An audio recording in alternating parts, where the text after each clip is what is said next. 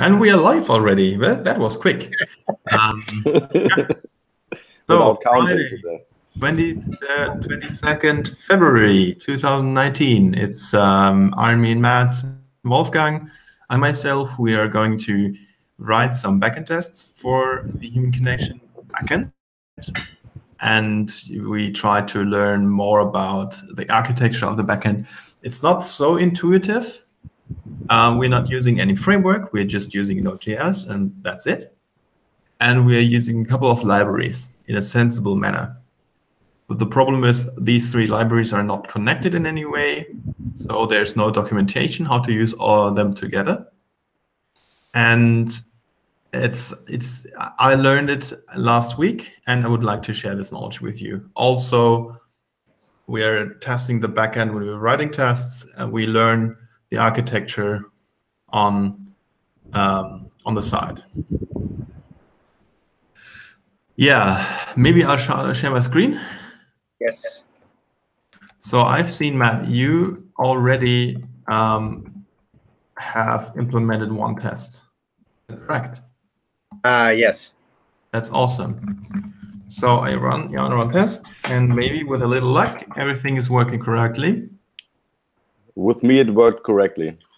That's awesome. Yeah, I mean, I needed to like run those, those index things and create the that you said. I did have an issue running that migrate script that you the command that you had said to run was not working for me. I don't know if it's. I guess maybe you could run that so I could see. Yeah, you're not supposed to run it twice, I think, because. No, I mean, I was trying to run it for the first time, and it. But yeah. I know that like saying it's not working but not being specific about the output is not very helpful. So I can rerun it and show you, but it wasn't working. And I tried several things like actually starting a shell session and then just running the script from inside the container, and then like I wasn't able to do that because it's like a bash shell, and the Docker environment doesn't have bash. It just has shell. So yeah, anyways. Interesting. So this looks great. Awesome. It's all working. That's perfect. Yeah. Good done, Matt. Wonderful. Is this on my branch? Yeah. Oh, yeah. I mean, but there's only 2 tests. Like, I think we still need to add tests, right? Like, there's. I mean, the implementation is already there, so maybe we don't have to do anything, and we can just wait until the editor branch got merged and then merge your branch. Yeah, I'm just saying, like, are those the only 2 things that should be tested? Is that a person, if they try to report somebody but they're not, I mean, I guess you can't really try to, I don't know how you'd report someone if you're not authenticated, but like that the person needs to be authenticated to report someone, and that if a person is authenticated that they can report someone. Like I imagine there would probably be other scenarios that we would want tested, or no? Yeah, certainly. So let me first check out the code and see what you're doing. So I see that you branched off master branch. So this is interesting because you cannot use the factories. Well, yeah, I just it took a little bit more work after your PR review, because then I just like copied and pasted like the important code from your branch. So I am using the factories, I guess, in some cases, like, but I wasn't using the factory to create the report. I was using the factory to create the user, for example. But it's like, yeah, I was just like kind of going through piece by piece, and like I made the changes that you requested in the PR review, and then that like predictably failed. And then I like followed it, like the failures, to get to the point that I like copied and pasted like the minimal amount necessary to get it passing. That's awesome, because we can merge this and keep our editor branch clean. Yeah. That's very helpful. Because I was asking Greg to merge this branch so we can get the seeds into the master. Yeah. So I think like the seeds I didn't is something that I didn't copy and paste. I just copied it. I think the factories, you know, like That's okay. That's fine. That's totally fine. I think like just if I for a second, like what helped me with this, like I was reviewing the board because I was like I wanted to work on human connection yesterday, and what helped me is like that there was a ticket that's like write tests for reports, and that like that was enough of getting like to get me started on like, okay, I know that there's tests already, and I can kind of look at those tests and I mean, basically, like, really, you're the one that kind of wrote, in some ways, are the one that like wrote the test, because I just basically copied and pasted your create posts test and just changed it to be specific for reports, you know? Yeah. So how come that this branch does not break? Like, I can see that you have the old seeds. No, I mean, oh, I didn't remove the old seeds. Oh, yeah, you're right. I didn't remove the old seeds, but it does have the new seeds. Yeah, but when you run seed, it's the old seeds. But you have the factories, and the factories are used in the tests. How many tests did you have to change? I see you have changed this Not one. much. Yeah, just that. I think that I need to get that one is the one I added the test to. So yeah. Okay, and the build is not breaking? Well, it didn't pass the build, but it didn't pass the build. I can't remember what the reason was. Yeah, I was confused because I was expecting the build to fail. So. Okay. Yeah. Yeah, it's not the reset. Yeah.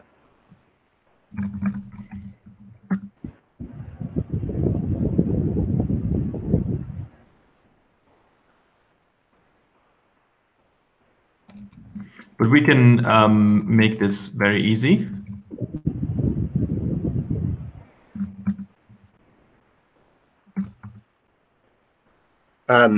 Yeah, you taught me about this this checkout and using the double hyphens, and I use that quite a lot when if I ever deal with merge conflicts in like my yarn.lock or something like that. Like I just do that, get checkout, and then run yarn.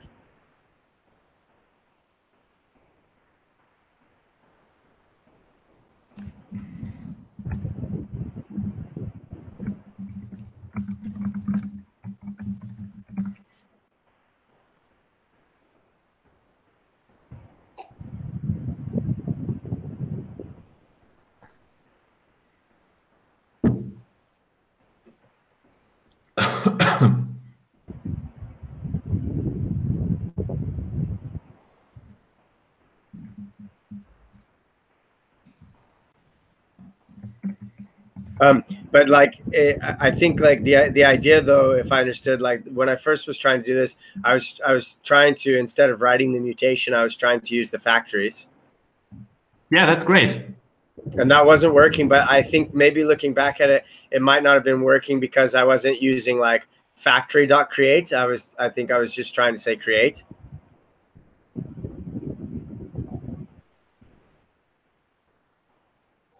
Interesting.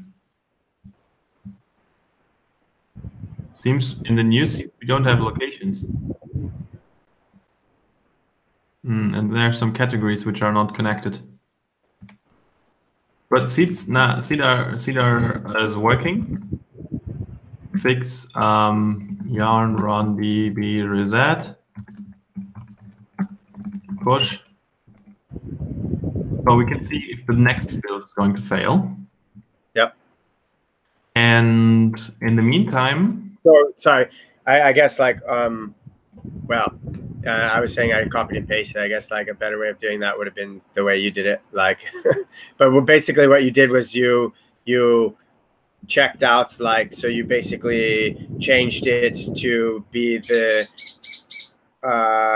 you just changed that source seed reset database JavaScript file to be what you have in the editor branch. Can I somehow make this larger? Is the font size large enough? It is, yeah. I just I saw the command you ran, but just to review, they're like, this is equivalent to basically what I was doing yesterday with like going to your branch and going to that file and then like copying everything in it and replacing everything in the branch I was working on, its file. How can I increase font size in Fish? I do Control Shift and the plus sign. Yeah.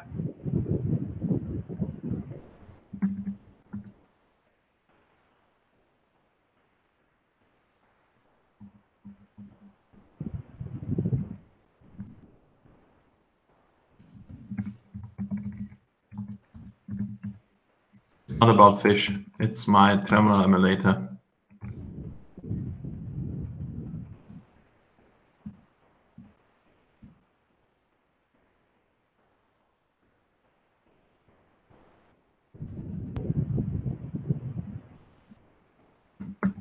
So that doesn't work. So when I hit Control Shift plus, it doesn't change anything. Oh, well said. But you can read what I was doing here. Okay.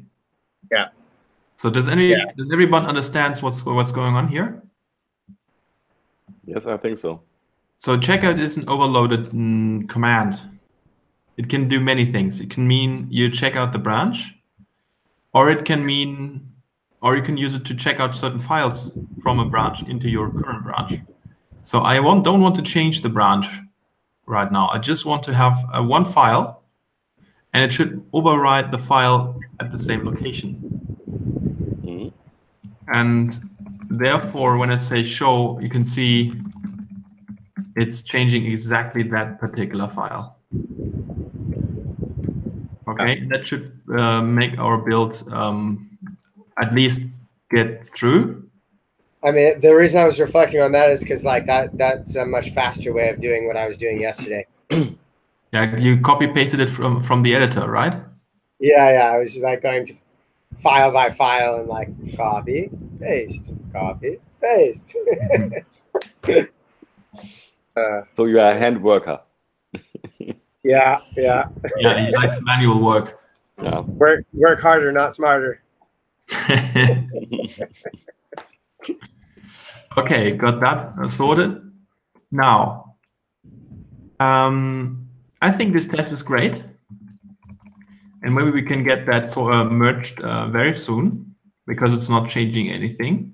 But I guess like the question of mine then would be like, would you like it if I before it's merged? Would you like it if I just have a go at refactoring it to use the factories instead of just the longer? I think we can do that right now. Yeah, that'd be good. So you are using the factory as intended. Well, but can you scroll down to the test that I wrote?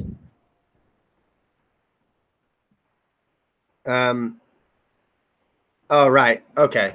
So the factory is like to create like a user, but you're not like creating a report. A report is a mutation, right? It's okay for now. All you need to do is to create the users.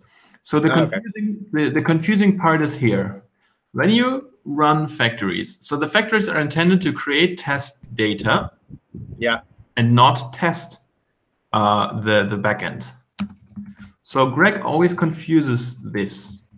He thinks the seeds are also testing our code, which is not true. I mean, the fact that for the seeds we are also hitting all the middleware, it might be true, but that doesn't mean we're testing anything because we have two different servers here. We have a seeder server and we have the server which we want to test. And the seeder server is different. So it, for example, has permissions disabled. Yeah. So the factories are sending a request to localhost 4100. And for testing, you send your request to localhost 400123. 400123. Yeah. And therefore, if you create this user, it's just a setup for the test. It's like, given we have these two users, then when I send the mutation like that, something should happen, or something should not happen. So in here, you actually create the report, and you have your authenticated headers, which you need in order to authenticate the whole request. And otherwise, it would be break.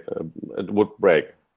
Yeah. So this, I mean, what are the factories doing? The factories are not doing anything else, I have to admit.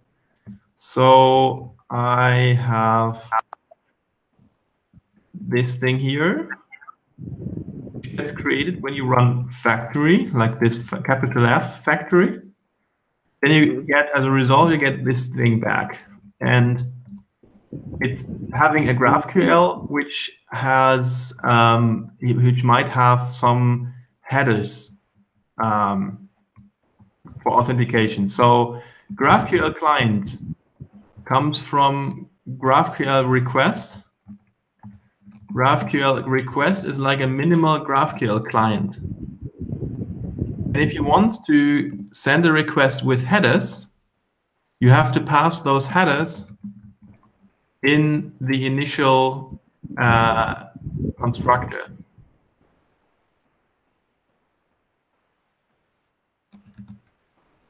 Yeah, like that. So here you have the client, you say new GraphQL client, and there you have to pass the headers. And then all the requests are using these headers. Yeah. Not like you can pass the headers in the request. That's not possible. Otherwise, we would just use this this import called request. It has also request, but this you cannot configure it to have some headers. And I mean, in Rails, you would run factories, and the factories would immediately call the database, right? It's bypassing the middleware, which is required to do authentication or authorization. So, for example, factory bot, it's bypassing a controller, and it's just using the validations. And so, well, Wolfgang and Armin, you probably don't know about Rails, but just think about you have validations and normalization separate from the request middleware, okay?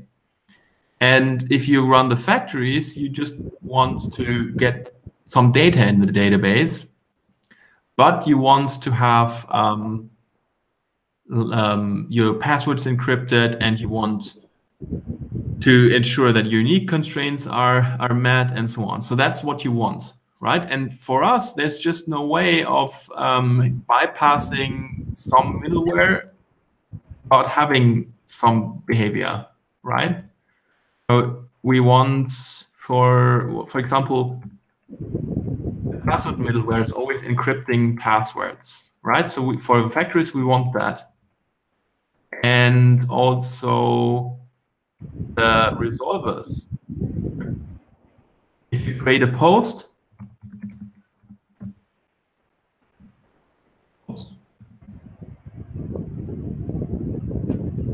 now it's not here, right? It's this awkward, yeah, Greg put it into a place where I would never put it into it. He put the behavior, how to add a post. No, where is it?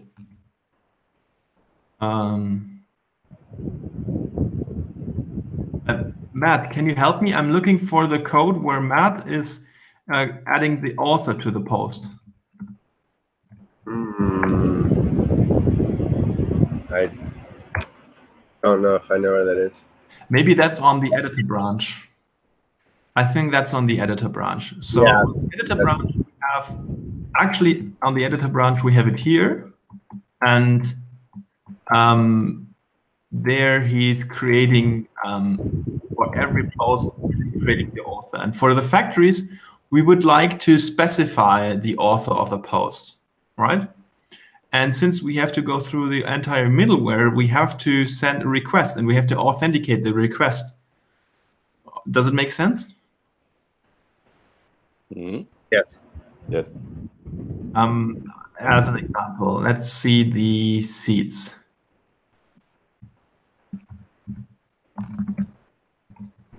So in the seeds, we don't have to authenticate. Okay, so seeds are not here. I'm going to show it you in the pull request. Yeah, the seeds also need to be authenticated. Okay. Just to make the relation clear, just to like wire the data how you want it. So, editor. So it's currently merged in, so this without neod branch was merged into the editor branch. And if you go to seed db or db seed, where is it?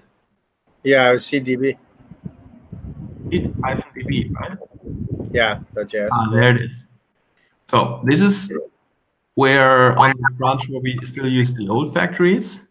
And this is how it would look like in the future. So, we still use create and relay. That's not so good. Interesting. But it's yeah, fine. like I went here and I saw that there was like the create report, you know, and then so I was trying to use that in the test instead of like that is like doing it. Yeah, so I would favor to have one interface for the factories, but it's fine. So here you can see we have, I call it the variables as admin or as moderator or as a normal user. And we have a number of our factories, and I create a new object. Sorry, could I just ask, like, where did the idea for as tick, as trick, and as track come from? Because that would be my question too. I was there like looking, I was like as tick dot report or something, or dot create report. And I'm like, what is this as tick? You know, and then I went up and I saw that it was like, okay, it's this user that's like, you know. But So like, I just called those names. I think it's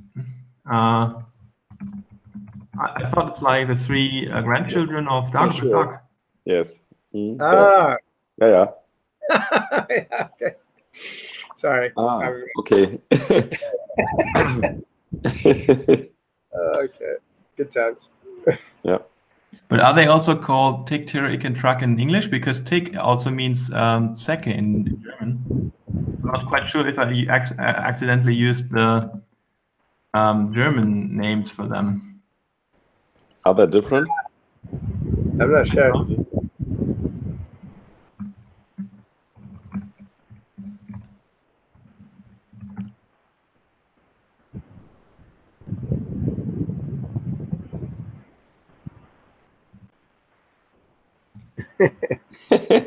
So, yes, we're hunting for truth. Louis. Oh no.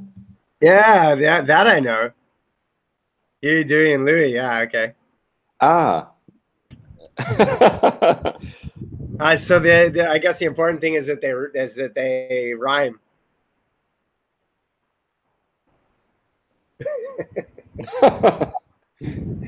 So we learn history now.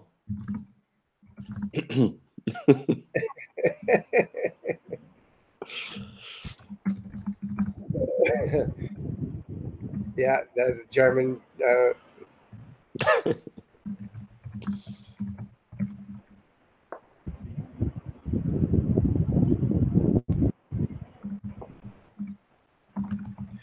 So when you rename it, all the Germans will absolutely not know what it is. Yeah. They'll be like, who's Huey, Dewey, and Louie?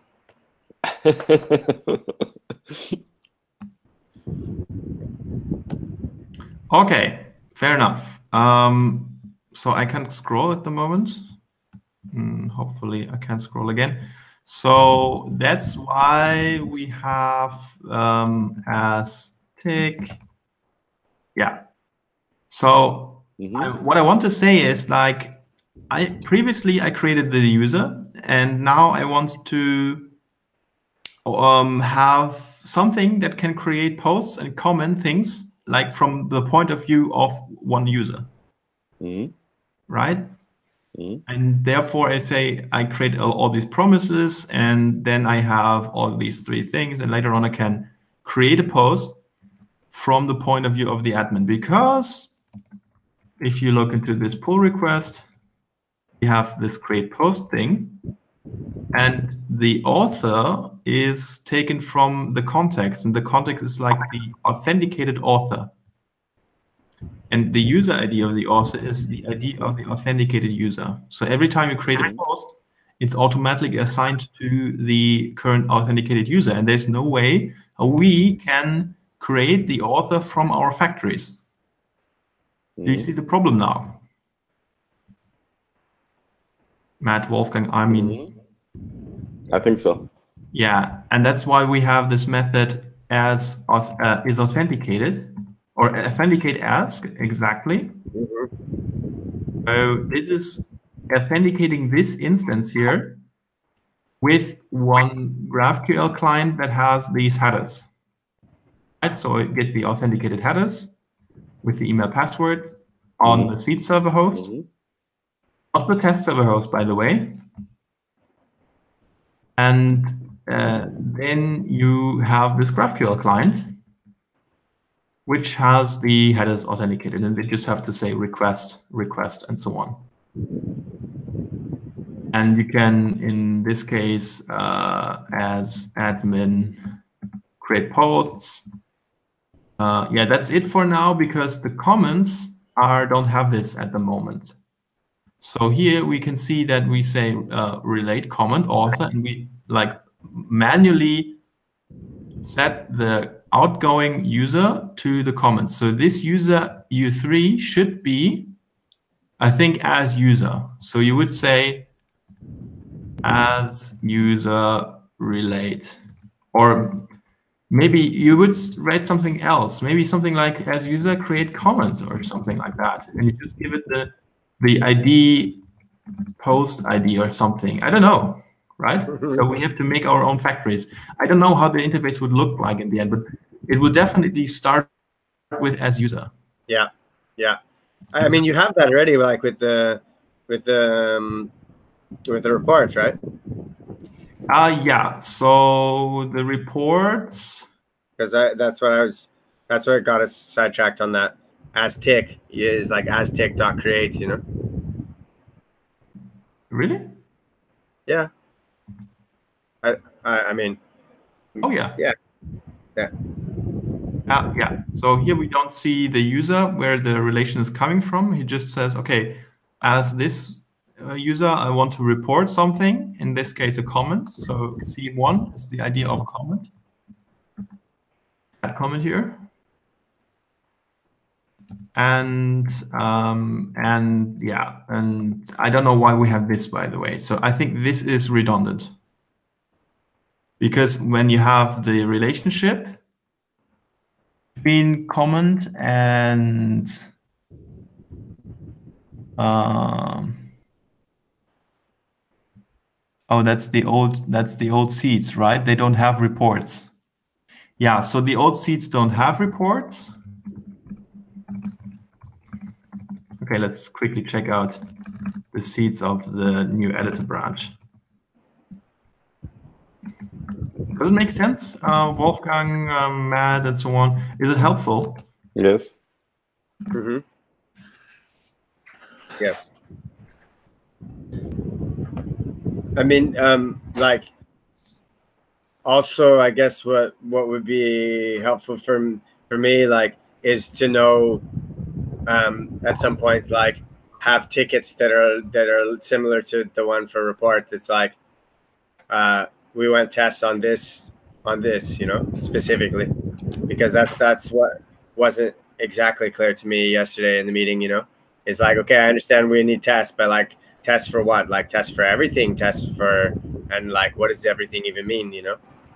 Yeah, this And everything I mean is all of that. Like, I don't want to specify. Like, look over here.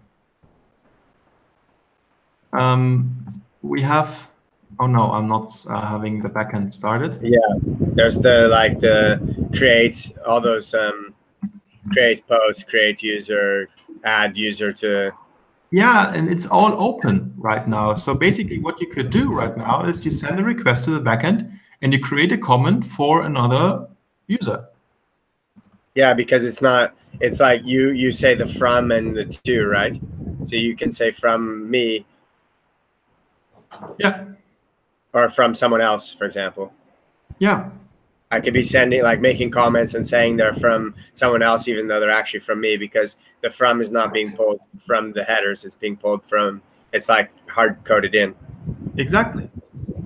So I was considering to basically have all the auto-generated, how do you call it? Mutations, I guess. Yeah. Blacklisted and just have create post, which is actually tested.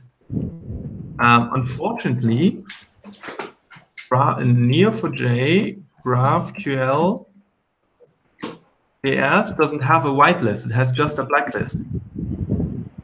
So one contribution could also be that you just send a huge blacklist, create a huge blacklist. Yeah. With everything. Yeah. But ultimately, what you're saying is you would like tests that are written that would fail, because we need to change the implementation. Like we need to write our own custom functions that do the things that those like default functions do, but do it in a way that's implemented to authenticate someone first. Yeah. So this is how it looks, how to exclude certain types. I'll share that in this Hangout. Yeah. And you can have, like, you have config, and then you say query, and then you say exclude, and then there's this custom payload thing. And I believe that's what's written here on the right side. So you can add, I don't know, update comment, for example, or create comment, and it should be gone. You can actually try it out now. So I go to the server.js, and I can see here we have already our excludes. And basically, we want almost everything, I would say. So I don't want to have surprises. So therefore, I'm deleting. On the other hand, the seeds will not work then.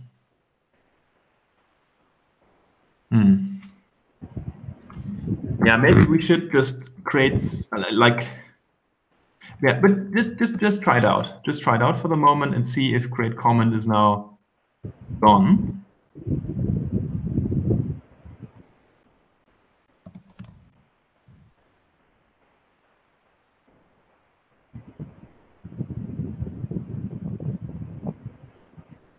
Create comment.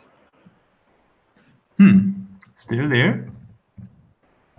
Yeah, you might need to restart the server, no? It's always restarting, automatically restarting. But maybe we have, instead of create comment, we have to say just comment, and it's excluding or disabling everything. Now it's restarting. What do you mean it's always restarting? And that's, you have it running in Docker, and it's like.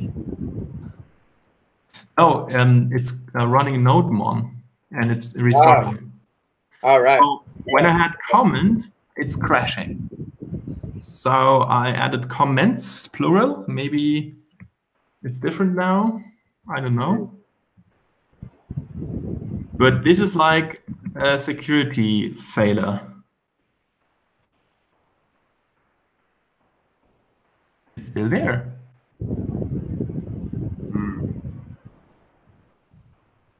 What the heck?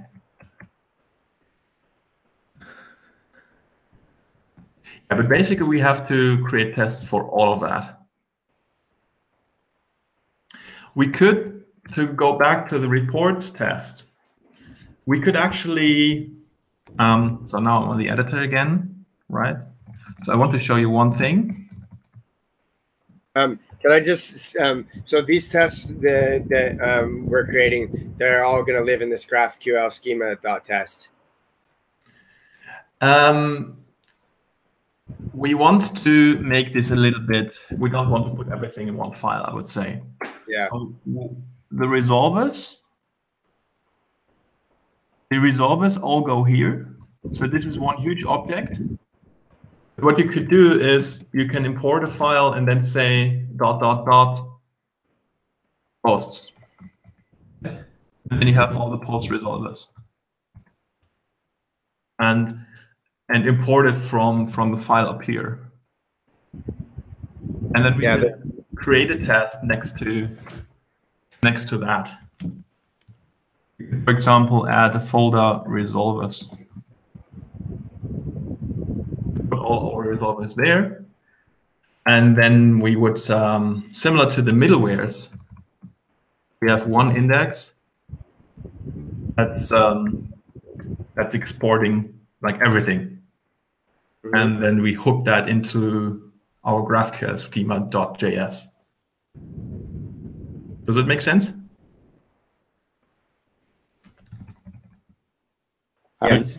I'm not so safe with Java, so. Yeah. So since I'm on the editor branch, by the way, I can now show you the create post. JavaScript. Okay. Yeah, sorry. I will write it on my. I don't know why that bothers you. No, you don't. I'm very patient, especially with you. I'm like, I shouldn't say anything. I don't need to say anything. No, say it always, and I will learn. It's okay. It just gets stuck in my head. Like. Yeah. So on the editor branch, we have this create post thing here, which I showed you online on GitHub before. So now what I want you to show is I recently ran the seed data again on the editor branch. Now it looks different. And I noticed that we don't have locations for the seeds, which we could add. So some of you could, for example, add the location. There was one location. We have like nested locations. Berlin is inside Germany, which is inside the EU or something. I don't know how it works, but in that way. And if you add your location, it's adding nodes in the database. So we could have added that to the seed data if we wanted to. Mm-hmm. I kind of, when I was refactoring the seed data, I forgot to add it. Mm-hmm. But the seed data, this seed data here on the editor branch has reports. So we have Tick, who reported. You see this? Mm-hmm. Who reported this thing, which is a comment. All right. Mm-hmm. And I don't think that we need to save on the report object or the report node. I don't think that we have to save the type because it's implicit, right? Whatever the report is pointing on is the type of the report. So I don't understand why Greg added this type thing. It makes no sense, and it's a case of error, and we should not do this. I don't know why we have the resource type here. Makes no sense to me at all. We should remove the resource ID, I think. Maybe it made it easier for him to have a better UI, so he can filter for resource types. I don't know. So we could refactor now after you have the report test, Matt. Yeah. We could start to refactor the report API. Okay. So up to this point, do you have questions? Was everything more or less understandable? I think like I've understood what you've said, but because it's a lot of information and it's like new information, a lot of times, like I'm trying to come up with like a to-do list, like from what you've said, because otherwise I feel like we're gonna end up forgetting stuff, and like really that to-do list probably should be turned into like tickets, right? Yeah. With like so you can actually help me out with it. So it's extra work for me to write this down. So feel free to add open tickets. Feel free to add documentation. Prior to this meeting, I had a chat with Sam. He was asking me if everything is all right, and I was telling him, yeah, everything is all right, but it's the usual problem. We're not meeting. We cannot deliver our promises or fulfill our promises. We have terrible performance. It's just too much work. It's too much workload. We have to do the groundwork, like doing all this factory stuff. It's just because we're not using framework which has everything included, right? And we have to do so much groundwork. And then there's on the side we have these pair programming, which also takes time out of my out of me, but it's necessary because I want to take our contributors along with me. So, for example, Wolfgang can create documentation. So I would love to make this pair programming, and you can from there on be self-independent and create issues for it, tickets, so we have them on so we don't forget it. And you can, for example, Wolfgang, you can add documentation for it. How to, so maybe it's easier for newbies to understand what's going on. Yeah.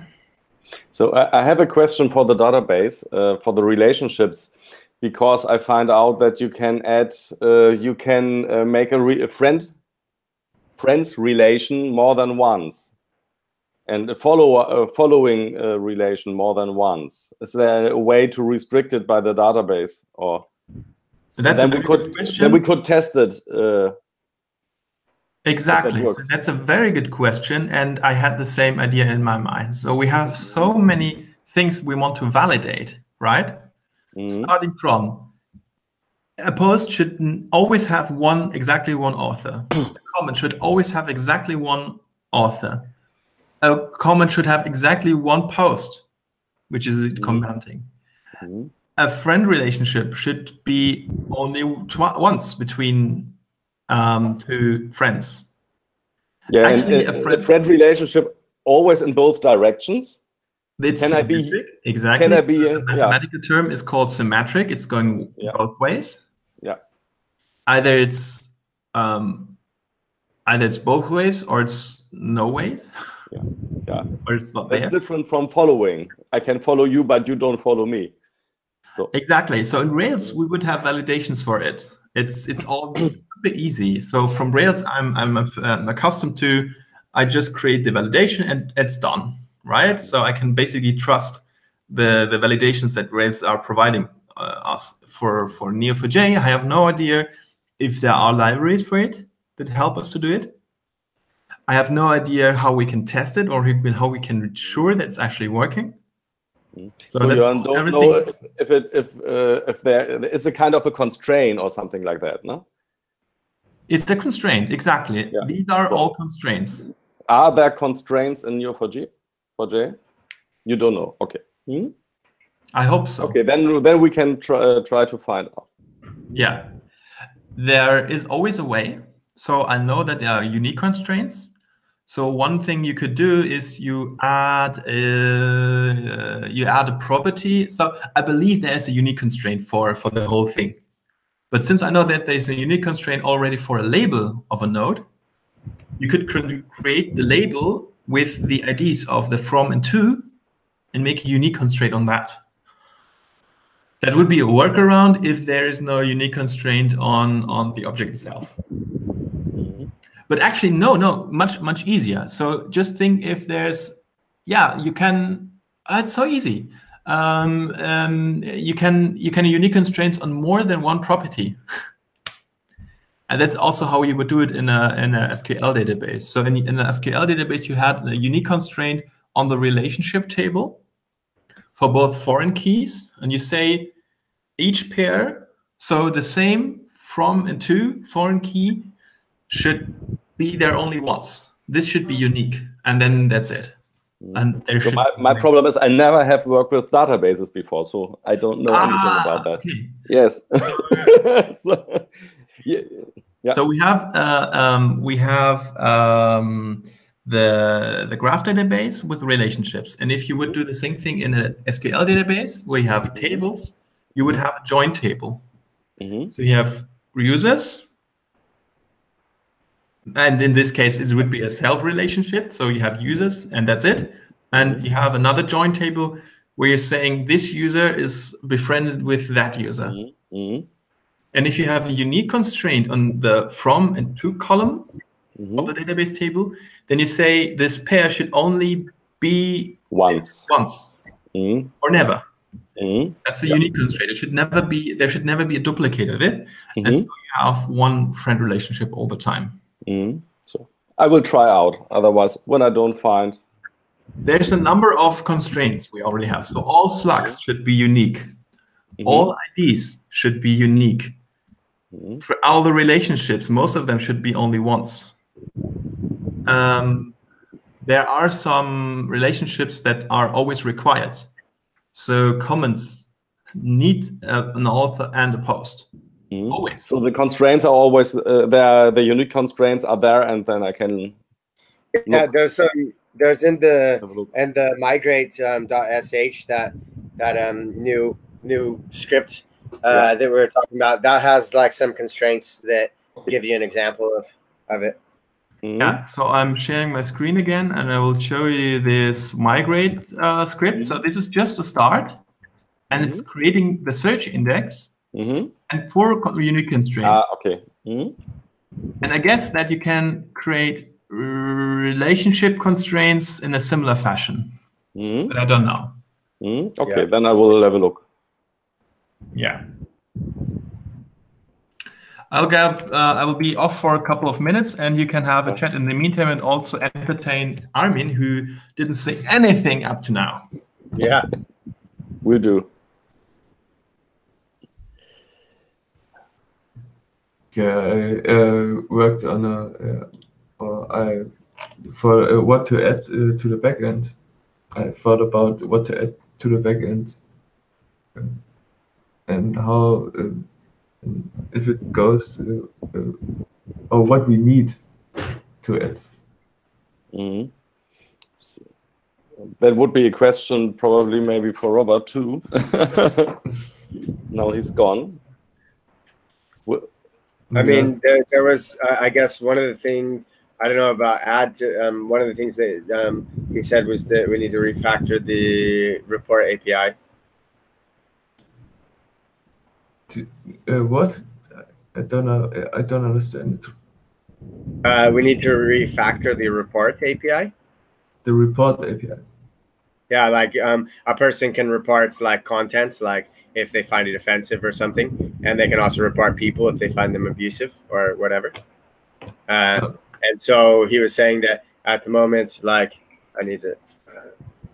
I mean, I need help remembering the to-dos as well, because I just started taking notes. Like, I don't know why I wasn't taking them earlier.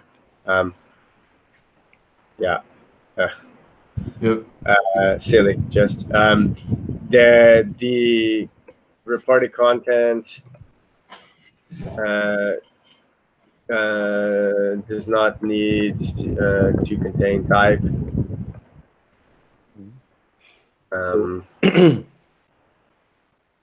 So Robert, Armin asked what to add to the backend. Is there something he can do? Oh yes. So Armin is working on our Fediverse endpoint. I can show you something what I think should be added to the backend, that it's possible for other activity compliant. Please. By in the user, where is it? The actor. I'm on the wrong branch now. Sorry. Wait a second.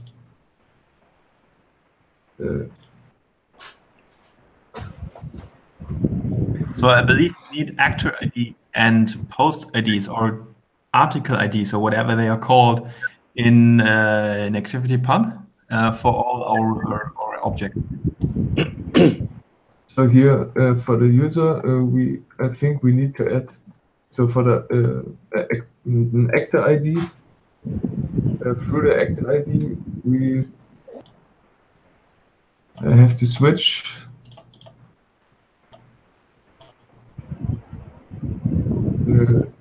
I mean, with the actor ID, we can.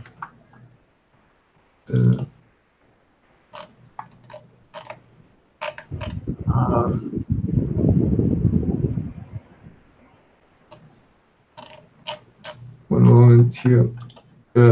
Generate the actor object dynamically, because we have this ID, and from the ID we get a subpath where the ID is the graphics of the following ID of the following collections and of the other collections. So we can, when we have the ID, it's okay. We don't need more to generate an actor object.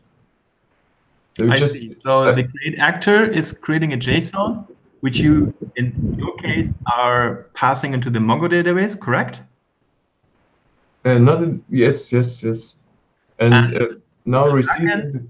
If you would have an endpoint that's automatically generating this data, you would only need the actor ID. Yes.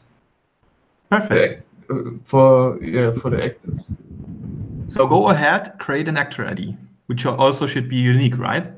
Yeah, I just created it. That's awesome. Then you can create a backend test for it. That's audio, I think. Yeah. Just a string. And you could create a backend test for it, making sure that the actor ID, for example, is always unique. And you could, I mean, at a later point, we probably need some middleware to know if the actor ID you're communicating with is from within our network or from the outside world. And if it's from the outside world in your comment or reply to a post, then you need some message out to the inbox, right?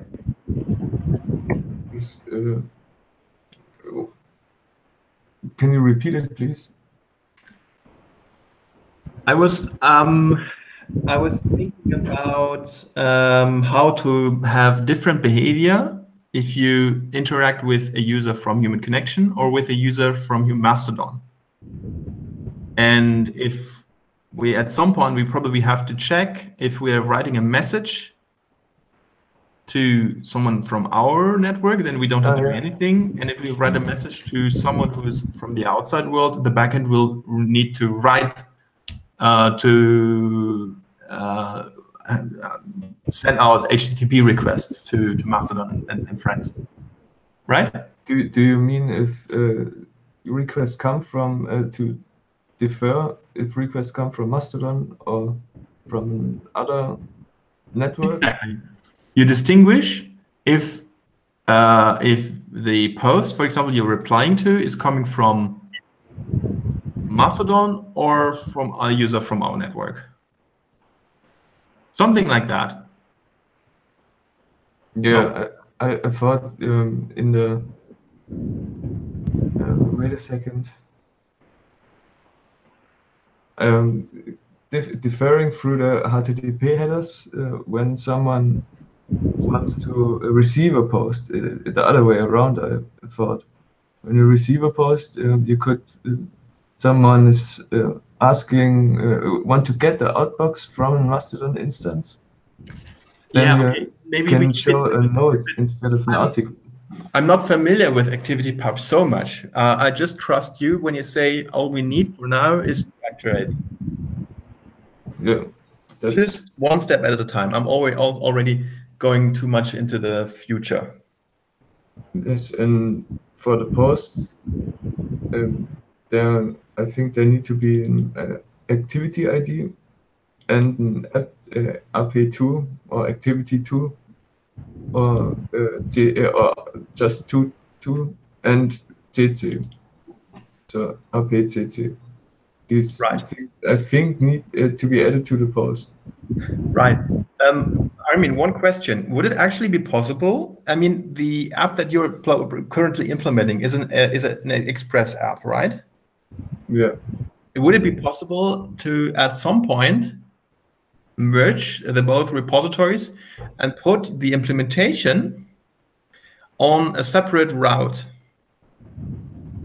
and have something like /ActivityPub, and everything that goes to /ActivityPub goes to the Express server that you are implementing?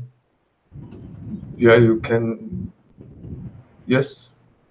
That would be awesome. They didn't just need to be prefixed with ActivityPub every path. Yeah. I mean, so at some point, this would make it easy so you can develop for now independently of us, and you just sometimes have to add certain things to the backend. But maybe at some point, when the implementation is actually has gotten so sophisticated, we could consider to merge into the backend altogether, right? So we always start the ActivityPub server once the backend is up. So we have a GraphQL endpoint and an ActivityPub endpoint. Why not? Yes, yes. But the ActivityPub endpoint is then in another container. So it's I don't know. I don't know. Maybe it's separated. We could make it. We could make it both ways. Either we have it in a different container, or we have it in the backend itself. I don't know. I don't know what's the best architecture. So some things need to be. I think need to be. If we do not want to have a database, then some things need to be in the backend. Yeah, it's all right. If you need to change the backend, go ahead. Okay. Is it possible to exclude some properties in a type from auto-generating the mutations? Yes. Oh, yes. So you want to say if it's possible to exclude certain properties? Yes. Not a whole type, just some properties. Why? For privacy, or the GraphQL API could potentially, if someone would get the cookie or what they need a token, the JWT token, someone could. Mm-hmm. Yeah. So it is possible. There's a way I can explain it to you right now. Let me share my screen again, and I'll show you how to do it. Okay. So we're now going into the now. I'll explain you. I mean, how to do the magic thing and change or like tweak the GraphQL, the auto-generated GraphQL schema. So regarding the schema or the resolvers, you don't have any further questions, Matt and Wolfgang? Well, I don't think I would say that, but like, at the moment, no. That's coming to my mind, no. All right. So what I'm going to explain to you now is how GraphQL middleware works along with GraphQL or Neo4j GraphQL.js. All right. I already told you about these libraries. Hey, Joseph. Hey. Sorry, I got mixed up on the time. Nice. There's Joseph. Hey. That's awesome. Joseph, you're in the middle of learning how to use this framework, Neo4j GraphQL.js, along with Apollo server middlewares. Have you ever implemented an Apollo server with Node.js, Joseph? I would say just the basic, like, yeah, it was just a basic one, like nothing much. Yeah, so we're using this library, Neo4j GraphQL.js, which is taking the schema definition and auto-generating Cypher queries from it. So you have some convenience things like create genre or update genre or remove genre, and it will automatically create a Cypher query for you, because you can say make augmented schema, give it the type defs, and you hook that schema into the server somewhere. Okay, it's not. Ah, there it is. So here you have the schema, and you hook that schema into your server, and that's it, in theory. And now we are looking how we can tweak it. So you can use middlewares. Ah, interesting. So it's not here. Where does the middleware come from? GraphQL Yoga. We're using how many libraries? I got confused. Prisma. There we go. So I'm now on GraphQL Yoga, which is something like a bootstrap for Apollo server, and there are middlewares. And GraphQL middleware apparently, or happen to be, yet another concept. And it works like that. You have a number of middlewares, log input, log result, and they share a custom method definition. You always have resolve, then the object, and then some arguments, the context, and the resolve info. So it's always like that. This is a callback. That's, for example, where the authenticated user comes from. That's the object after it got resolved. And these are additional arguments. All right, and you can see that resolve is called here and awaited for it, right? And the resolve function, is it generating is it translating GraphQL queries into Cypher? Yeah, well, hang on. You're right. You're absolutely correct. So your assumption is correct. But at the moment, it's just a function here, right? Yeah.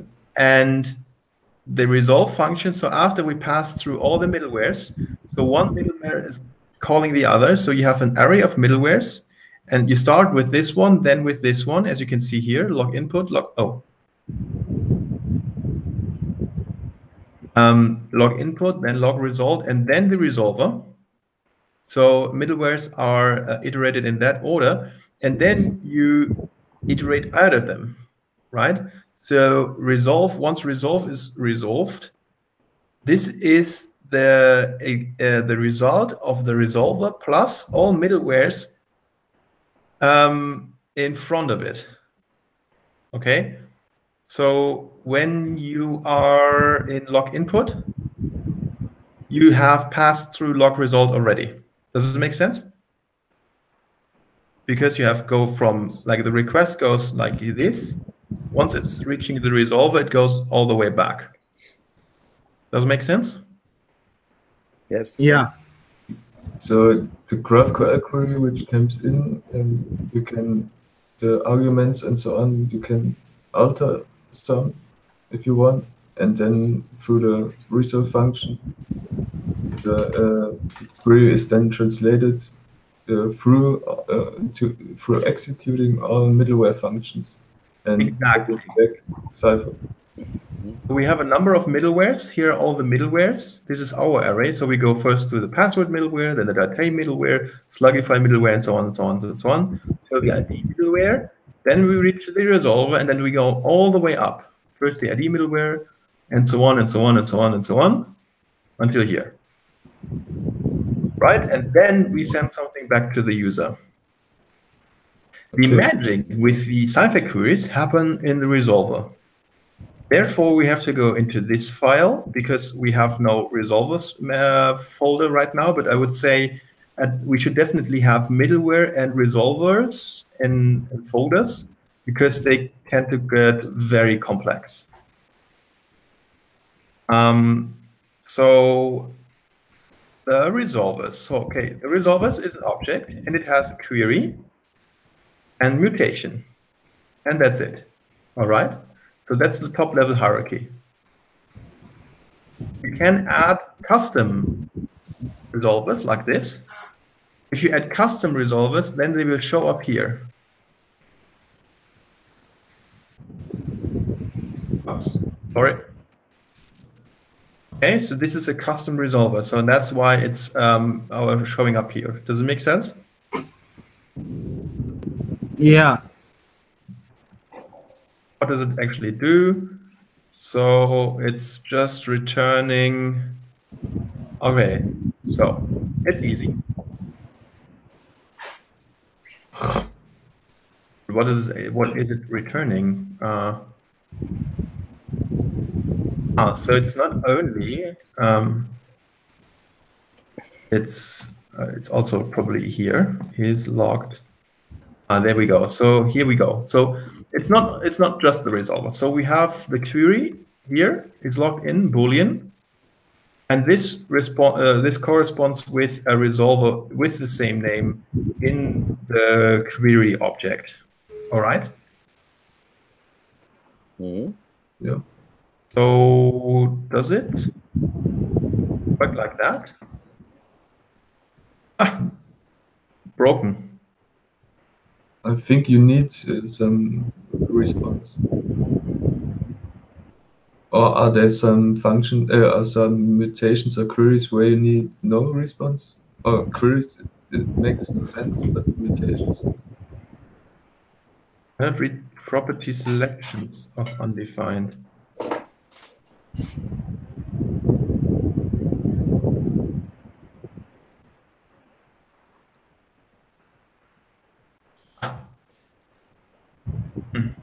We found a bug. We found a bug.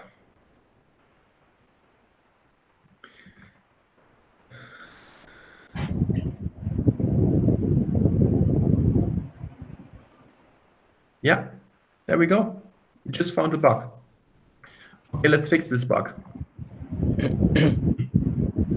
Nice. Awesome. Okay. What branch are we diverging from? Okay, let's do. I'm now an editor. Matt, would it make sense to start from your branch? I think so, right? Yeah.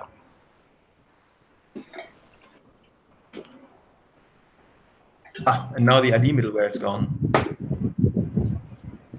Okay. Oh yeah, ID middleware is just on yours. But it's okay. It's okay.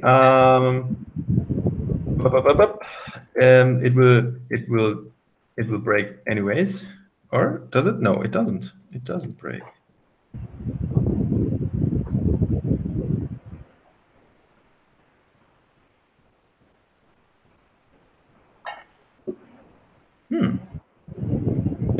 Okay, so there's a problem with the editor branch only. So then let's make this bug fix on the editor branch. I just found out this bug is logged in. Pre-selections of undefined. Okay. Okay. So where are we going to put the test in? So right now we don't have separate folders for each and everything. So therefore I'm creating the test in here. And I'm saying describe how do we want to call it, is logged in. All right. And what we need is nothing. What we need is nothing because I'm not authenticated and it just fails. Yeah. It's just breaking. All I need is a request.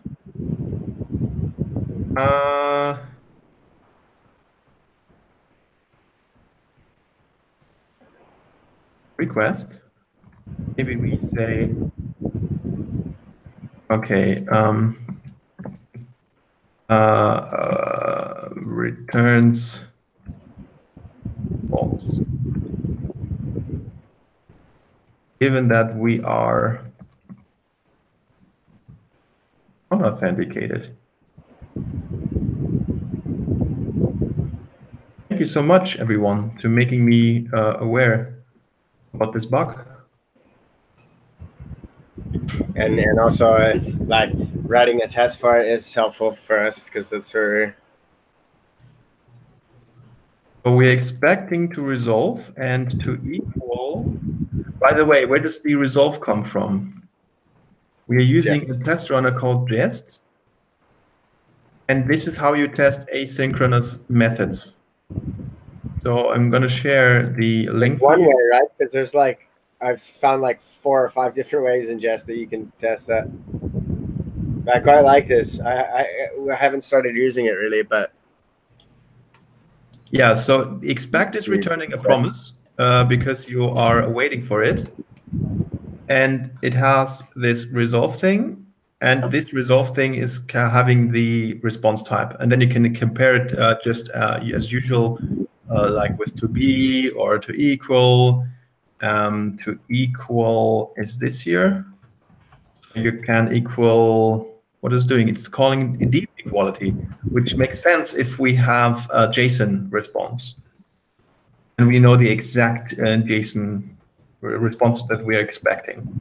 So our mutation, this was just a helper function. So I would just copy paste the code from here. Response mutation. Or maybe we can actually copy it from here. It's not even a mutation, it's a query. yeah. Let's call it query. Why is it so terribly indented? I have no idea. Like that maybe? Or do you like it more like that? Like that? I don't know. I was using like my auto formatting yesterday, but then it was like adding, for some reason, it was adding double quotes to everything. So then, but then I was just running yarn lint at the end.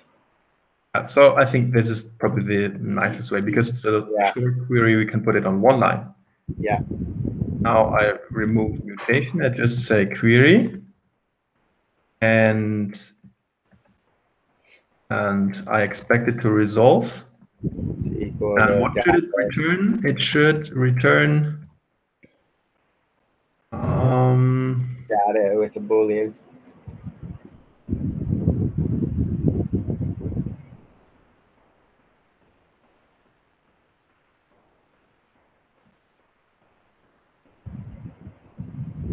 Yeah, so I think data is taken out. Yeah. So I can just add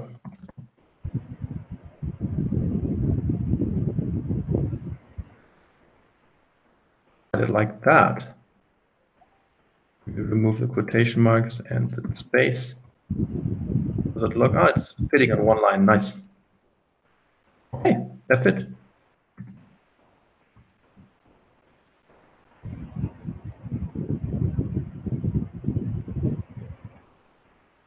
Then I'll put back the middleware. So I deleted the middleware which is causing the bug. I resetted it to having the bug included.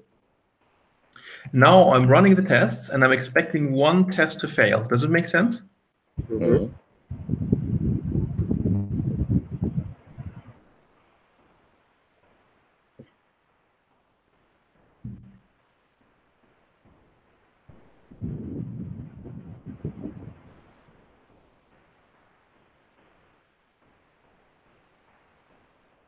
Nice.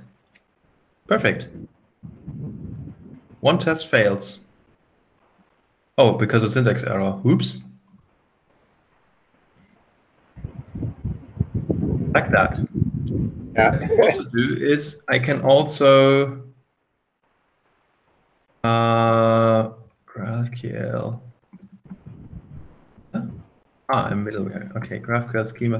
I can specify the file which I want to test, so it doesn't run all of it, because it took a while to test this particular test here. So I'm now adding this as an optional parameter, and it's just testing that file.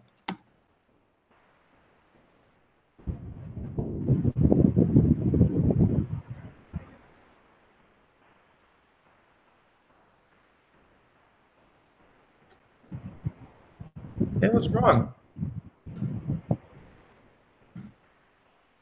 I didn't save it, apparently. Everyone on page right now? Everyone understands what's going on? Yeah. Yes. Mm. Oh, I'm stupid. I put the async at the wrong. Okay.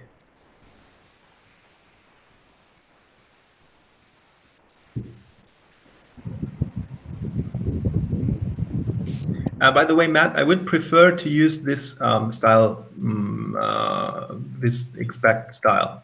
You can put the await also in here, but especially when you're testing errors, I would advise you not to use try catch, because if you have the error, then it will catch it and it will make the assertion. But if it's not raising an error and instead resolves, then the test is also passing, which is not what you want. You want it to be failing because you're expecting the error, right?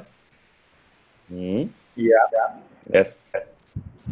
You're saying that in response to my side of doing it in jest, because I think in the test that I wrote for Human Connection, I did use that resolves. Rejects, sorry. Let's have a look into the middleware spec. So what we have here is try and catch. So this action apparently is doing some requests, and we are expecting the action to fail.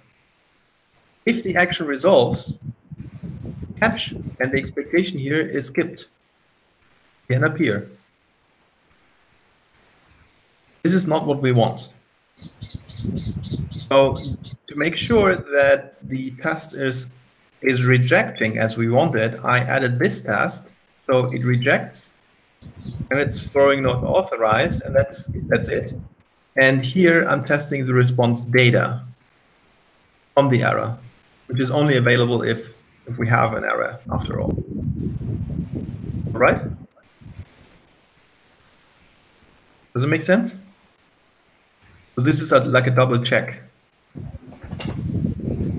Therefore, I would always prefer rejects and or resolves over traditional try catch in the test, because it's like an extra layer of security, safety. Yeah, that makes sense.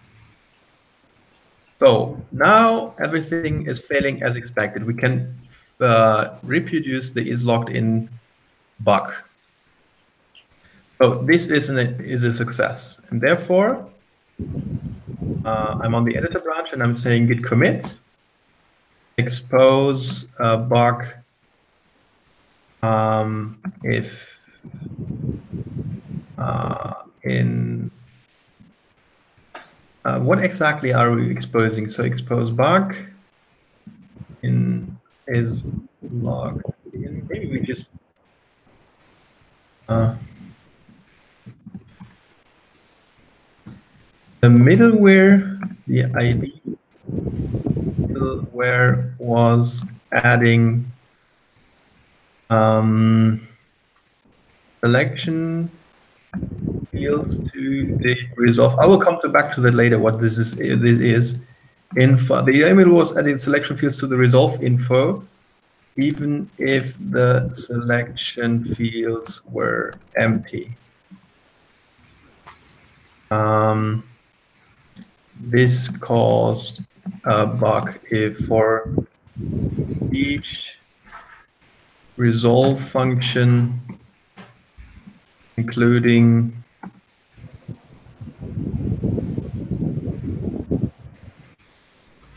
is logged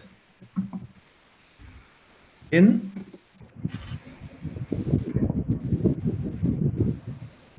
which does not have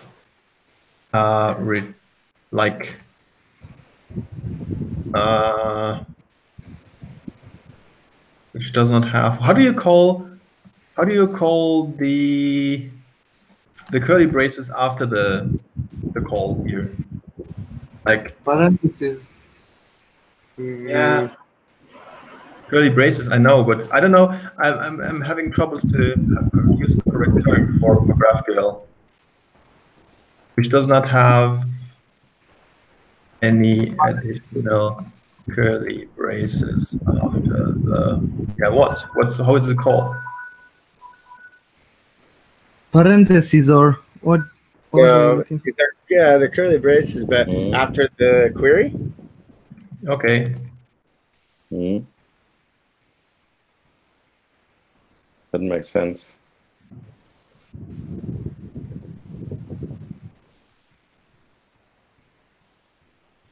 I would say it's good enough. Now, we are fixing this this bug,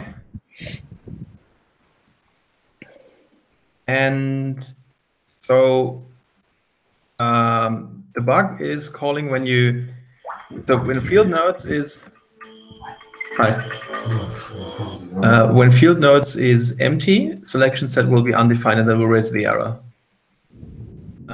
So we have to check if field node is actually set, and only then we add the ID field to it.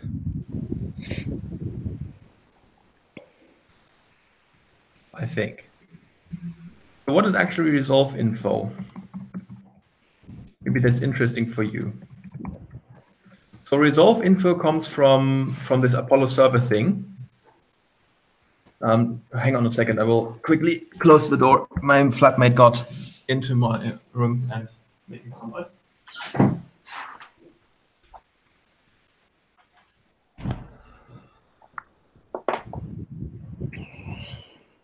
Okay, I'm back. So what is resolve info? Anybody has an idea what resolve info is?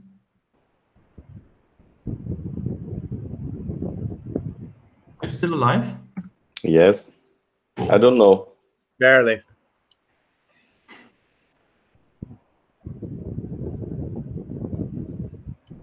Sorry, could you repeat the question? So that's resolve info. It's having like a couple of so resolve info. I don't know. Honestly, I don't know where it's coming from. Okay, but I think that this augmented schema that we talked about in the beginning of the meeting, augment.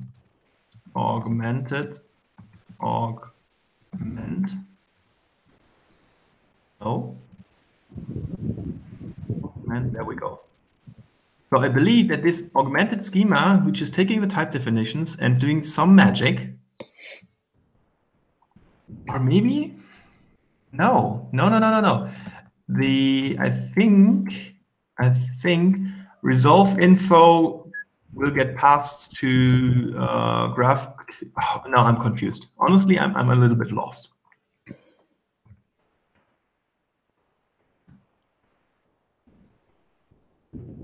Yeah. So that's coming from this library. We have Neo4j GraphQL. What the heck is that? We have Neo4j GraphQL that's coming from this library here. And Neo4j GraphQL is taking the resolve info at some point here. You pass in resolve info in there, and this will have an effect on the Cypher query. So this is executing some Cypher query on this line. Basically, that's what it's doing for all the auto-generated resolvers. It's telling us in the documentation that you can do the same thing either with the augmented schema, or you can make it you can build it your own, and you just add resolvers to it, and you put in this one here. If you don't want auto-generated resolvers, you can call Neo4j GraphQL and GraphQL. Actually, I have an idea. Do you know what? Anyone has an idea what idea I have at the moment? I think you were saying instead of blacklisting, you're wanting to just use this Neo4j GraphQL to. Exactly, Matt. You're reading my mind. I really like that you know my brain pretty well right now at the moment. So yeah, Yeah, was I mean, exactly it's what something I you was were saying thinking. that you don't like the fact that it makes you uncomfortable that there's all these auto-generated resolvers, and you would like the to either be blacklisted or whitelisted.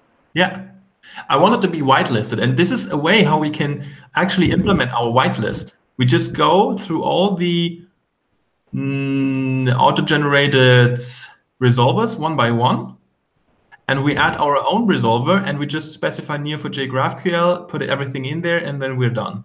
And then we have it. And we don't do make augmented schema like here.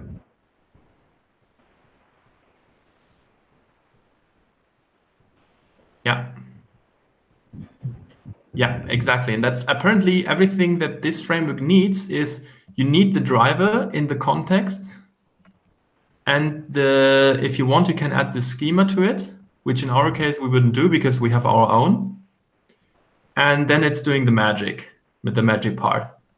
And okay, what is resolve info? I honestly have no idea what the resolve. Can you just real quick? So we want to go through all the resolvers one by one and create what? This one here. So instead of having all these, I have no idea how to call this. These things here. It's like aren't those the auto-generated resolvers? Yeah, I think so. I think you would call it resolver. So we would go one by one through all the resolvers, and we add for each and every resolver we want. We add our own resolver here, so we know we have it in the code. And then we add in most of the 99% of the time of the cases we just do this, and that's it. Yeah. And we just skip everything we don't want. So that would be one way of whitelisting. A little bit, it's slightly, how we call it, tedious, but that would work. Yeah. And the reason is when you make the augmented schema, then there are too many resolvers, or what is it? The reason is security. The other resolvers are not authenticated properly and authorized properly. So I don't know what's going on. So at the moment you can create comments for someone else. Like that's terrible. Okay, I understand. That you're not the author of, right? If you delete parts, that should be allowed, but only if you are the author of the post. Yes. Right? Okay, I understand. And this is one crazy to me that like that would even be possible. Like, it's not like, I mean, like we're the only people that are like concerned about like about security. Like, I mean, I guess, you know, obviously not, because there's ways, but why would they be auto generated like that? Like that doesn't, I mean, if you don't know really what you're doing, like, then you can get yourself into a situation where you can allow, I don't know. I mean,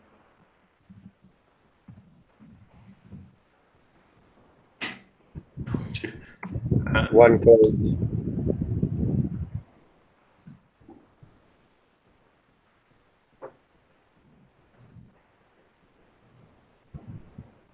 I mean, there's some closed issues as well. Like maybe it's just that they talked about it and then just closed it, you know.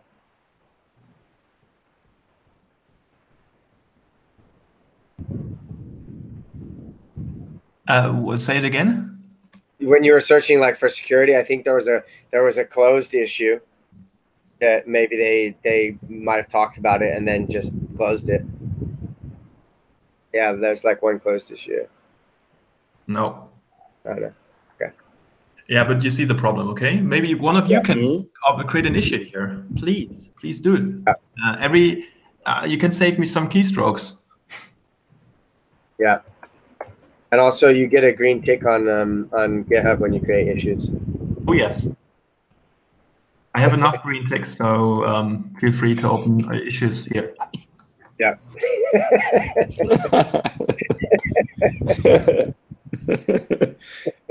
So your tick's getting red. I don't know. Yeah, I want to see how many contributions do you have in the last year? Oh, it's light green most of the time. 1,681. All right. Yeah, you're like neck and neck with Sam, you know. Yeah, but there are other people where you can see it's all green. Yeah. And you can also see that I'm also working on the weekend. So for other people, the upper and the lower bar in this case, so this is Friday and tomorrow is Saturday, this is Sunday. Yeah. It should be clear. So if you see people with with two gray lines, then you know, okay, these people have a life. Yeah. Here I mean, I don't have there's a workaround for that, though. Not a workaround, but like it could be that like the person that's merging the stuff merges on Saturdays or Sunday, and you didn't actually work on it because those contributions only like get added if it gets merged, right? If merge it's commits not. are excluded. So when I merge the Dependabot pull request or for RFM, I don't get a green tick. No, I mean, but like if I put it in a PR to RFM and you merge it on Saturday, then it will show up on my contributions on Saturday. No, it will show up on your contributions for the date where you submitted the pull request. All right. Okay. Okay, cool. Sorted that. But now, what is resolve info? Let's go back to topic. And so far as I know, resolve info. I mean, isn't it just the information that like if we're thinking about resolve and reject, as in like resolve is like the happy path and reject is then wouldn't resolve info just be what's being returned from the query or from the No.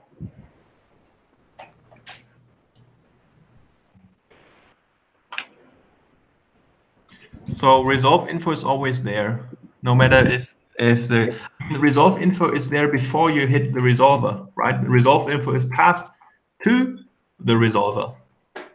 Right. And it's not like an empty object at when it's passed. It's an object that contains information. Yeah, it's an object that contains information about the query, about this query here. Mm-hmm. And that's why it was failing, because I didn't thought about that. So this here apparently refers to what you put in here. Mm-hmm. Yeah. And it means if you didn't ask for the ID, it will add the ID to the resolve info. Yeah. And we do it in a way that always the ID is added to the resolve info. So when the GraphQL comes in here, it's creating a Cypher query that will also return the result ID. And here you can actually see why, because down here we are using the result ID to create this relationship here. Yeah. And maybe this is a little bit ugly, because if we know how they call the post in the Cypher query that's created here, we could also do the same thing without doing this ID thing here, and do everything in one Cypher query. Maybe we could add to this Cypher query that it should also create the merge relationship. We just have to know how Neo4j GraphQL is calling, or what name is it creating for the author label here. Is it just the creation of adding the author to a post? Yes, it's the relationship of the current authenticated user to the post. Because there's a function generated at post author. Yeah, so let's see. I know that GraphQL schema has some convenience methods for it. I'll show you. Okay, we go down the rabbit hole as you requested it. It's your fault now.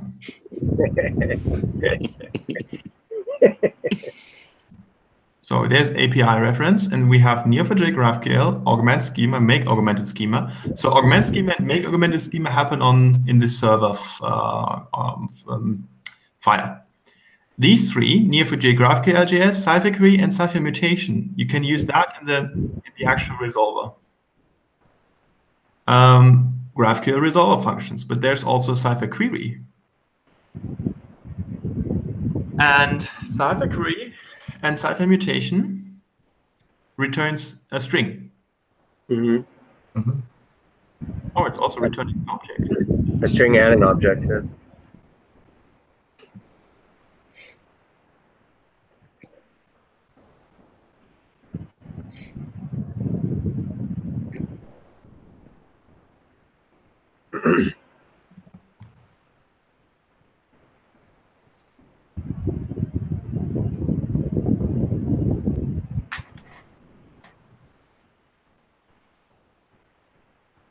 So I have to use the correct method here. If I know this is create post, so I have to use Cypher mutation. Mm-hmm. And that's giving me a piece of Cypher.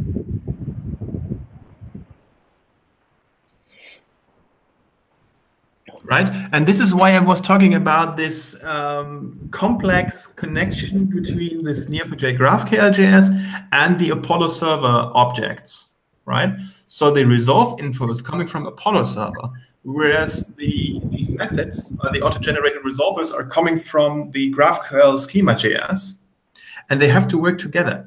And for example, if you want to get the ID included for authorization, then you need to do some tricks, right? So to give you the reason why we want to have the ID, when the resolvers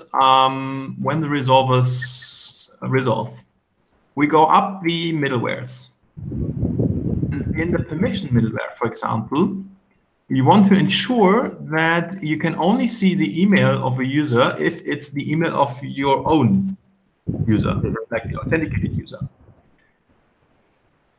And is my own is a function where you have the result, like the result of the resolver. So parent is the resolved object. Context user is the authenticated user.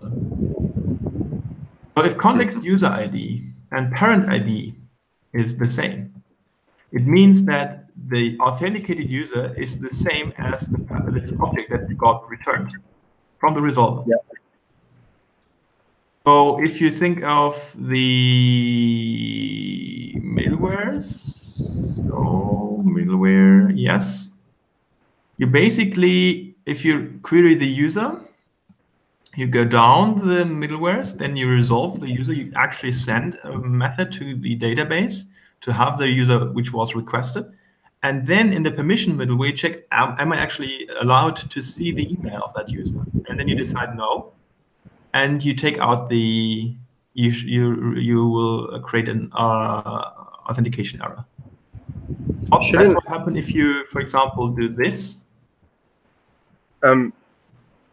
Shouldn't it before it actually resolves to return like the email, shouldn't it check like that the person's authorized to see that email, like instead of checking it on the way out? But how do you know if it? How can you perform the check? I don't know. I mean, couldn't you do it in the same way? Like if a person's requesting information, you know the idea of the information they're requesting, don't you? Yeah, but I don't know the ID. You don't know the ID until it's like because they're not requesting by ID, they're requesting by email. So then you find the email and you check. And then you check, and then you look at the ID of the user, of like the parent ID, and yeah, okay, that makes sense. So you're not actually returning it. You're checking. You're finding it in the database, and then you're using the parent ID to check to see if the person's authorized. Here we go. So this is the mutation. Yeah. You see it? So we have a user and we filter for the user with the name owner. And then we want his email. Yeah. So there's no ID that we pass into the query. Yeah.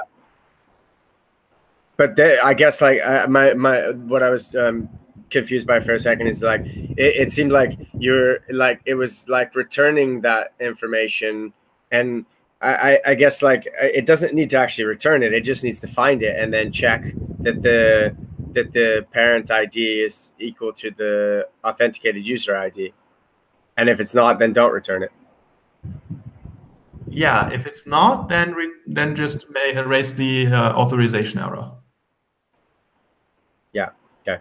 So you can actually query your email. So now I create all the users.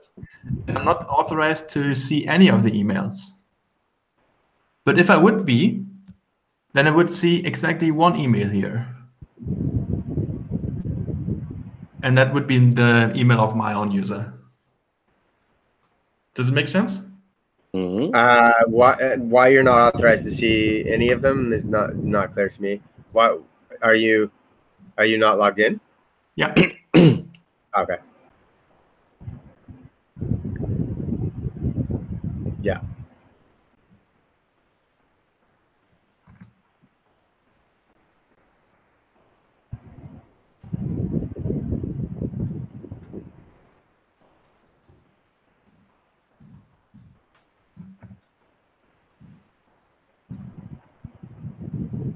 All right. Yeah. Nice, huh? Yep. So I saw that I had seen that on the bottom left, but I didn't know. Yeah. Okay, that makes sense. It's just headers. Yeah. Okay. All right. Got that sorted. So this is also the reason why we have the ID middleware. You can see we always want to include the ID for like everything. And it's because we try to get the ID for the post, and we also try to get the ID for the user. And so I decided, why not include the ID always? And maybe you can question that that decision. However, maybe there's a way how we can refactor it so we don't have to mess around with the resolve info object. And as I said, for example, to create the authorship relationship, we could maybe add some piece of text to the Cypher query to be able to collect the relationship info, and we don't need the ID anymore. For the user, maybe the user is the only place where we actually need the ID middleware. I don't know. Yeah, we have to see. The problem is this field notes thing here. Okay, well, so what's actually the resolve info? I still couldn't find the actual object. API reference. Let's you console logged something. Did you? I didn't see if you had a look at where you console logged that that mutation.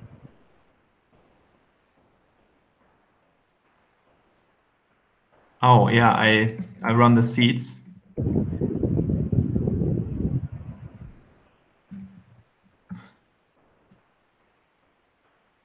Maybe I should remove that so it's easier to see.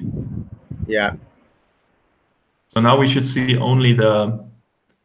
Oh, actually, there's an easy way to do it. I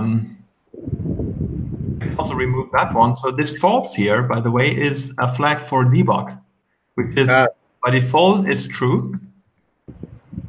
So this will now spit out a couple of log outputs, including the Cypher query.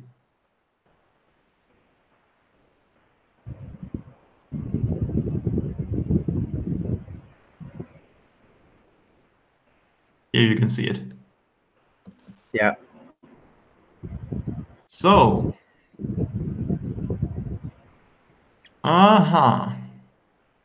interesting. APOC create UUID.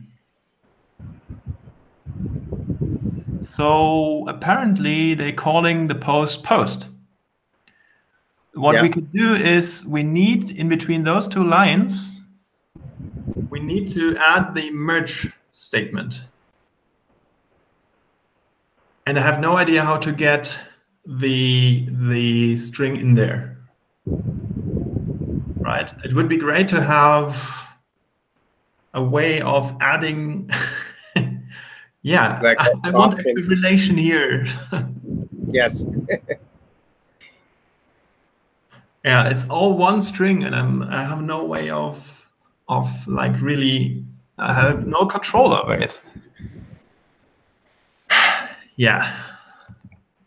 So maybe we have to like somehow do it in the resolve info maybe, and maybe we can. The nicest way would be if we could have something in here where we have the post and there's the author. And maybe we can somehow tell GraphQL schema.js to automatically create the author for us. That would be the best option, but I have no idea how to do that so far. So in here, we're doing it on our own. And here's also one more thing. I would make this best practice that you should always have your Cypher queries as close to the resolvers as possible. So Greg was adding the author in a middleware, which I think is extremely dirty. Because before you actually hit the resolver, you already create an author. Right? Yeah. So you can also not ensure that you are creating the author and creating the post. So if something is wrong with your post, for example, the slug is not unique, creating the post will fail and you have the author. Yeah, you have like orphaned authors. Yeah, that's terrible. Yes. And what happens to those orphaned authors? I imagine they're not deleted by default.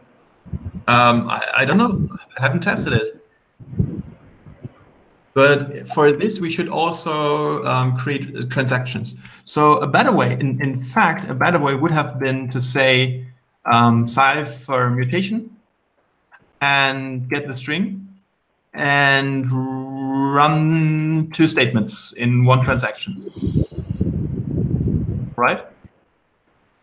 So transactions ensure that each statement is either is run successfully, like either all or none. So they're atomic. This is also something that needs to be improved here. At the moment, we have non-atomic Cypher statements, which is a design flaw, in my opinion.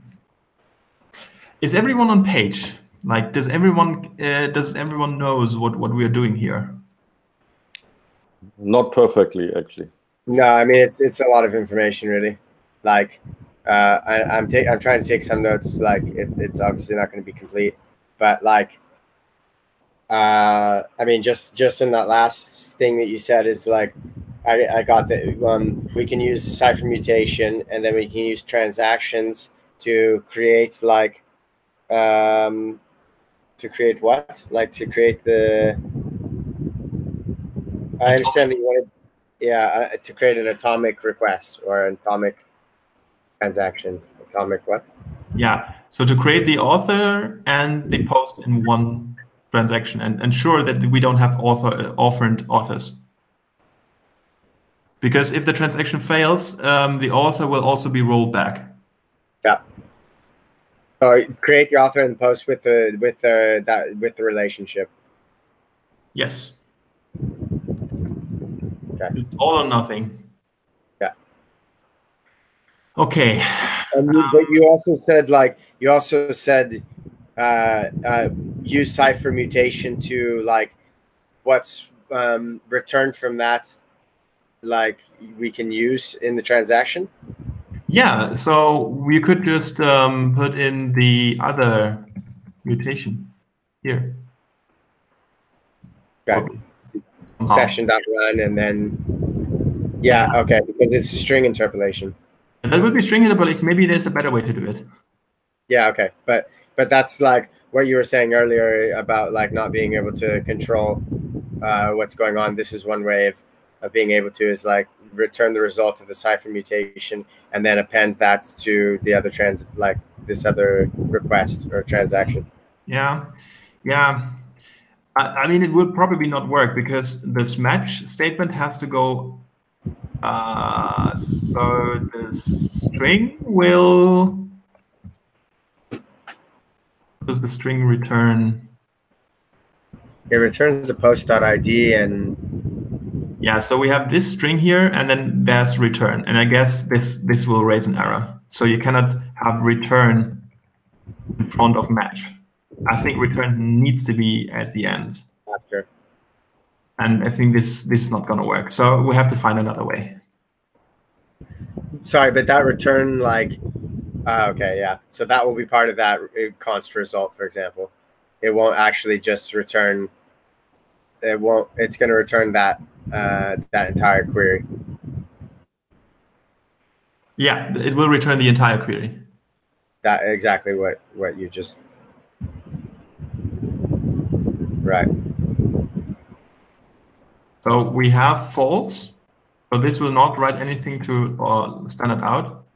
But when I run the test now, we will see the entire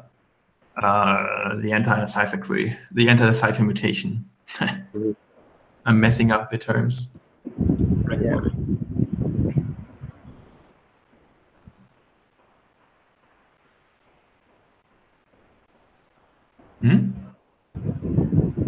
What? Huh? Yeah. Did you not say? Oh, yeah. Stupid me.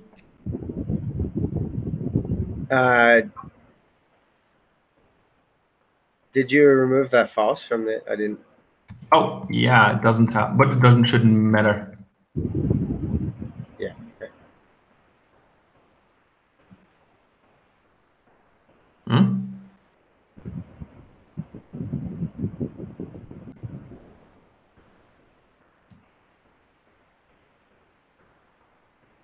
Oh, params context resolve info. No object.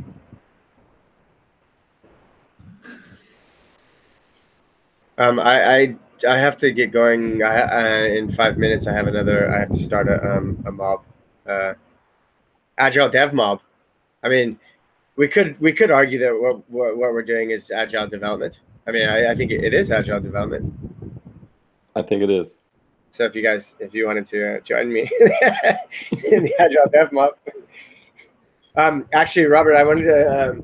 We've been talking about having a week-long sprint, agile venture sprint on human connection, and we were thinking maybe in 2 weeks from next week. I don't know how you feel about that. Yeah, that would be perfect.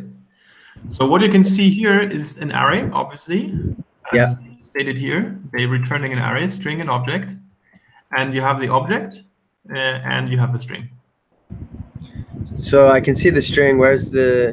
Oh, so yeah, there's the object. Yeah, but that object is the post, right? It is the params of the post, which include the ID, title, and content, right? It doesn't include the ID.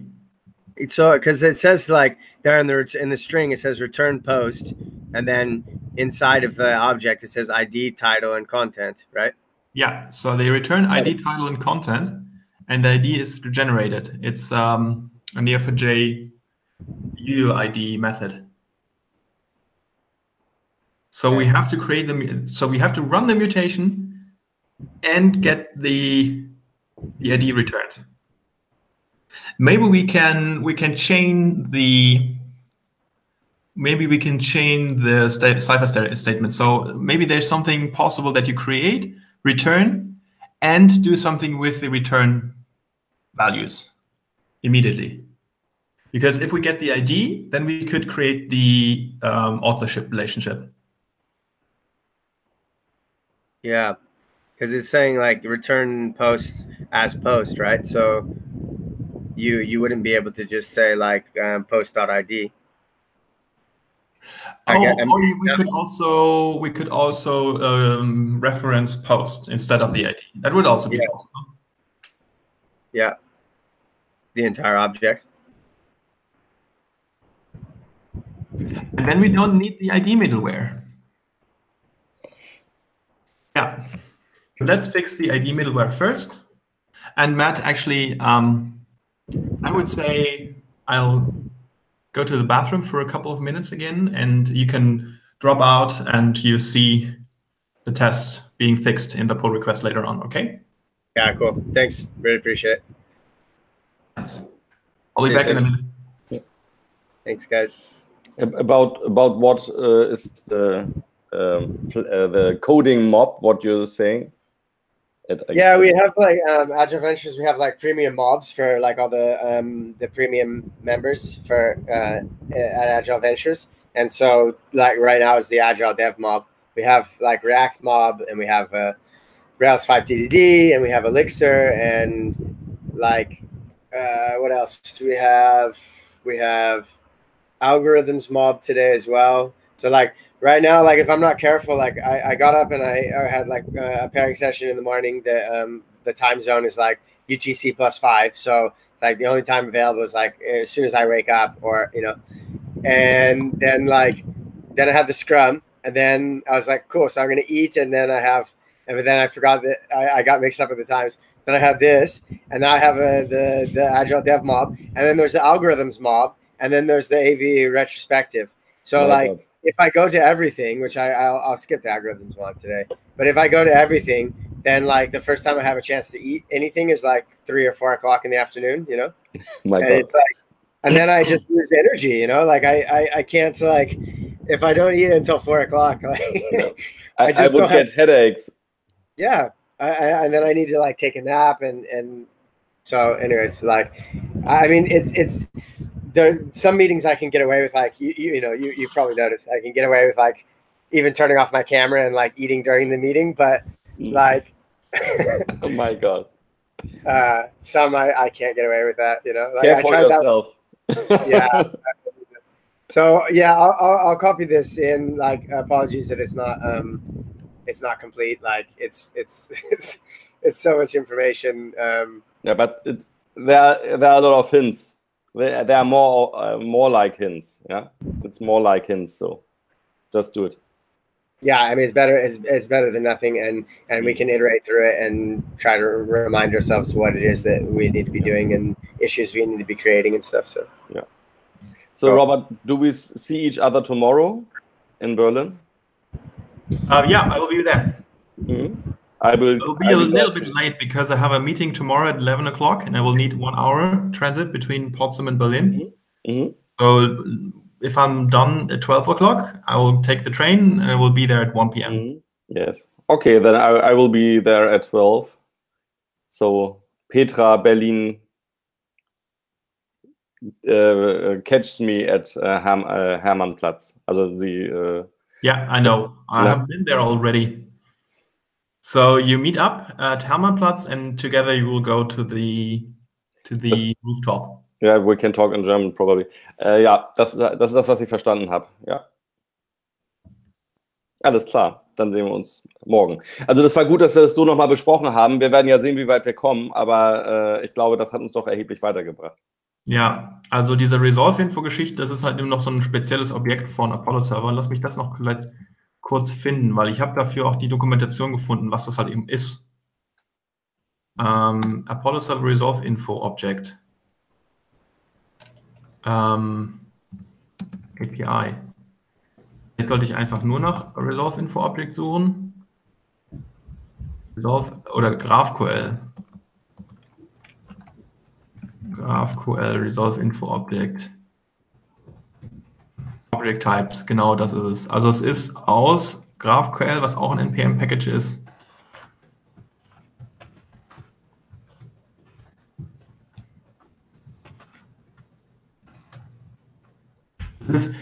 Es ist halt irgendwie so von hinten durch die Brust ins Auge so ein bisschen. Und man muss so Verrenkungen machen. Hätte man einen richtigen OR-Mapper, wäre das alles nicht nötig. Und jetzt haben wir halt das. Und es funktioniert halt eben, wenn man halt bei den Defaults bleibt. Aber sobald du irgendwas Besonderes machen willst, wird es kompliziert.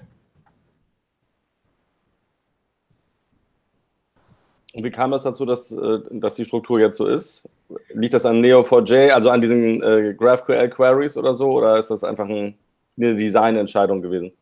Das ist eine Designentscheidung von Greg gewesen. Er hat sich halt eben hat entschieden, wir nehmen jetzt diese Library, weil die einem wirklich echt viel scaffoldet, und er war halt eben begeistert. Oh cool, das sieht ja wirklich einfach aus. Ja, ich muss jetzt nur diese beiden Sachen machen, ich hänge das ein, fertig.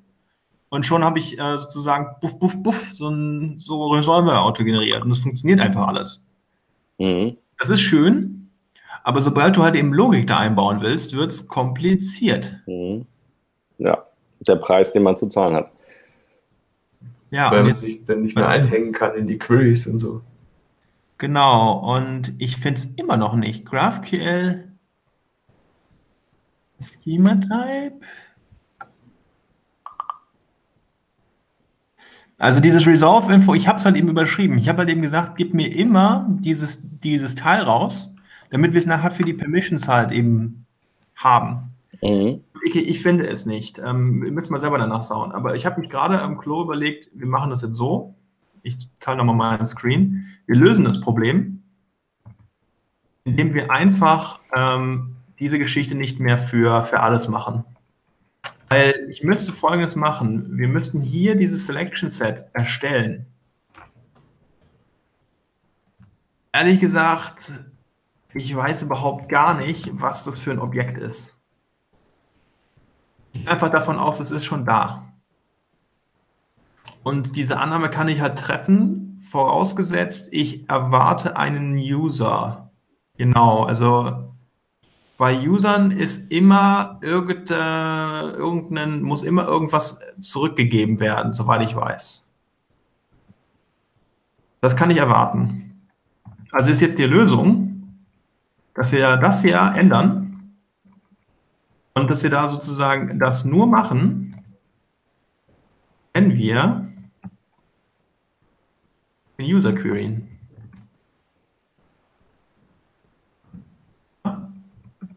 So. Und für den Post brauchen wir es beim Erstellen. Weil dann müssen wir den Autor hinzufügen. Ja, wir brauchen die Post-ID und dafür brauchen wir es auch. Das heißt, ich mache jetzt hier noch so ein Ding drum und sage create post. So. Müssten jetzt alle Tests noch funktionieren. Plus, dieser eine Test ist logged in, der trifft halt eben nicht mehr auf Include-ID, also das wird jetzt nicht mehr dann ausgeführt für alles. Wir haben sozusagen nur für die Resolver, wo wir es brauchen, haben wir nachher noch die ID. Kann man sich hierüber nicht einhängen, also bei den generierten Mutations? Genau, man könnte, wenn wir wüssten, was eigentlich Resolve-Info so ist, könnten wir auch so selber eigene Resolve-Infos erstellen. Hier ist noch eine Kleinigkeit. Was ich hier oben mache zum Beispiel, ist Clone Deep. Ich kopiere das ganze Objekt. Warum eigentlich? Greg hat das vorher gemacht, dass er das In-Place geändert hat. Das hat aber dazu geführt, dass wenn du einen User hattest und die ID überhaupt nicht angefragt hast, wie hier, also du fragst die ID an, dann landet die in dem Result-Set, aber sonst würde die immer da sein. Das heißt, wenn du das In-Place bearbeitest, die Resolve-Info, die hier oben reinkommt, dann hat das einen Einfluss auf das, was sozusagen an den Client zurückgeliefert wird. Ich brauche das aber hier nur für die Permissions. Ich will das nicht an den Client zurückliefern, es sei denn, er hat das auch wirklich gefragt. Und der Trick ist, ich kopiere das einfach, habe also etwas, was ich verarbeiten kann, ohne dass es das Ursprungsobjekt verändert, und schmeiß das in den Resolver rein. Heißt, das, was letztendlich ankommt beim Resolver, ist diese Kopie. Das ist der Trick.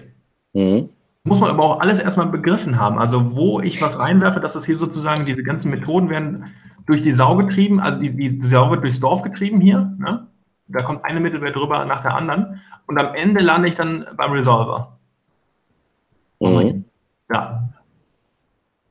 Und dann habe ich sozusagen, also da sind schon viele Sachen passiert, hier sind irgendwelche Argumente oder Parameter reingekommen, die ich durch die Middleware noch angefragt habe und.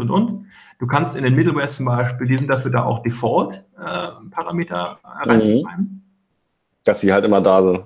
dass, wenn du dies schreibst, dass sozusagen Defaults gesetzt werden. Dafür wäre die gut. Oder halt solche Sachen zu machen, wie das Passwort zu encrypten, dass sozusagen nur das encryptete Passwort in der Datenbank landet. Dafür sind die also toll. Oder halt solche Sachen zu machen wie Slugs. Ja, du hast einen Titel und du hast einen Titel reingegeben und wenn jetzt nicht der Slug schon gesetzt ist, dann wird dein Args-Slug eben ein Unique Slug basierend auf dem Titel. Oder bei Nutzern basierend auf dem Namen. Hier übrigens finde ich auch nicht so geil, ist auch nochmal eine Cipher Tree wird ausgelöst, um zu überprüfen, ob es einen Slug schon gibt. Ist auch nicht so geil, finde ich ehrlich gesagt, weil du in der Middleware rufst du also quasi einmal den Neo4j auf und machst da irgendwelchen Quatsch. Und sagst dann, ist das jetzt unique oder nicht? Und zwar genau dann, wenn die Records, die da zurückkommen, also größer 1 ist, größer 0 ist oder nicht. Also wäre schöner, wenn man es vorher gleich abfragen würde und es schon dabei wäre. Also idealerweise packst du alles in, also ich fände am besten, wenn wir genau eine Cipher Query haben, die ausgelöst wird. Aber ich meine, dafür ist es ja eigentlich da, sozusagen. Ich glaube, in dem Fall würde es nicht funktionieren, weil du musst ja einen Slug erstmal finden. Theoretisch, das ist eine While-Schleife, du versuchst immer einen Slug zu finden, wenn der schon unique ist, erhöhst du ihn einmal und fragst dann nochmal ab. Also ich glaube, hier geht es wirklich nicht anders. Aber ja, es ist alles so, ich weiß nicht, ob das so richtig geil war, dass wir diese Frameworks benutzen. Auf der anderen Seite frage ich mich auch, hätten wir was anderes genommen? Vielleicht hätten wir dann alles selber implementieren müssen. Also dieses Ding ist schon irgendwie geil. Aber man muss erstmal kapiert haben, wie es funktioniert. Man muss wirklich genau wissen, wie es funktioniert und man muss auch die Kontrolle darüber haben. Die haben wir jetzt noch nicht so richtig. So, ich schmeiße das jetzt auf jeden Fall mal hier raus und wir probieren mal aus, ob das jetzt mit der ID-Middleware geklappt hat. Ja, also wir sagen, eigentlich brauchen wir die ja, wir wissen hier, für welche Sachen wir die brauchen, für den User und für den Mutation. Lassen wir die Tests nochmal laufen. Ja, eigentlich alle, kann man alle laufen lassen. Mal gucken, was passiert. Alle Tests müssten ja wieder grün sein. Es ist ein Test dabei, der diese Autorgeschichte prüft und wir haben auch die E-Mail-Autorisierung geprüft. Das heißt, die Tests werden fehlschlagen, falls wir da irgendwas kaputt gemacht haben. Guck mal hier, das sieht schon mal gut aus, da haben wir grün. Ja, wir haben es geschafft. So. Wunderbar. Da ist noch was übrig geblieben. Das brauchen wir nicht. Schauen wir uns das mal an. Das sieht gut aus. Ja. Kann man jetzt sagen, fix bug IDs are queried only for well requests.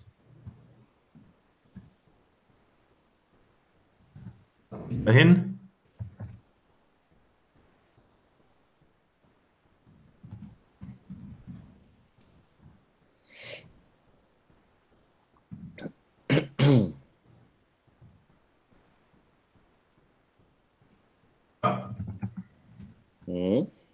So, jetzt pushen wir das und haben einen Bug gefixt. Das ist doch toll. Sehr schön.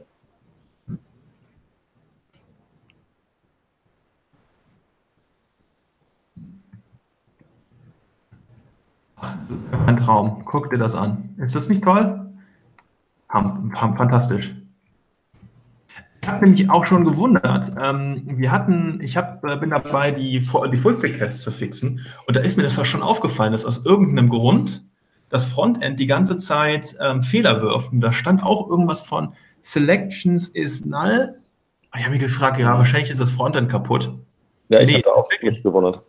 Das Backend war kaputt und hat diese Fehlermeldung ans Frontend geschickt. Aber ist doch geil, oder? Das ist jetzt hier Test-Driven Development in Action. Ja. Hat gefunden, nicht gefixt. Genau. Gut.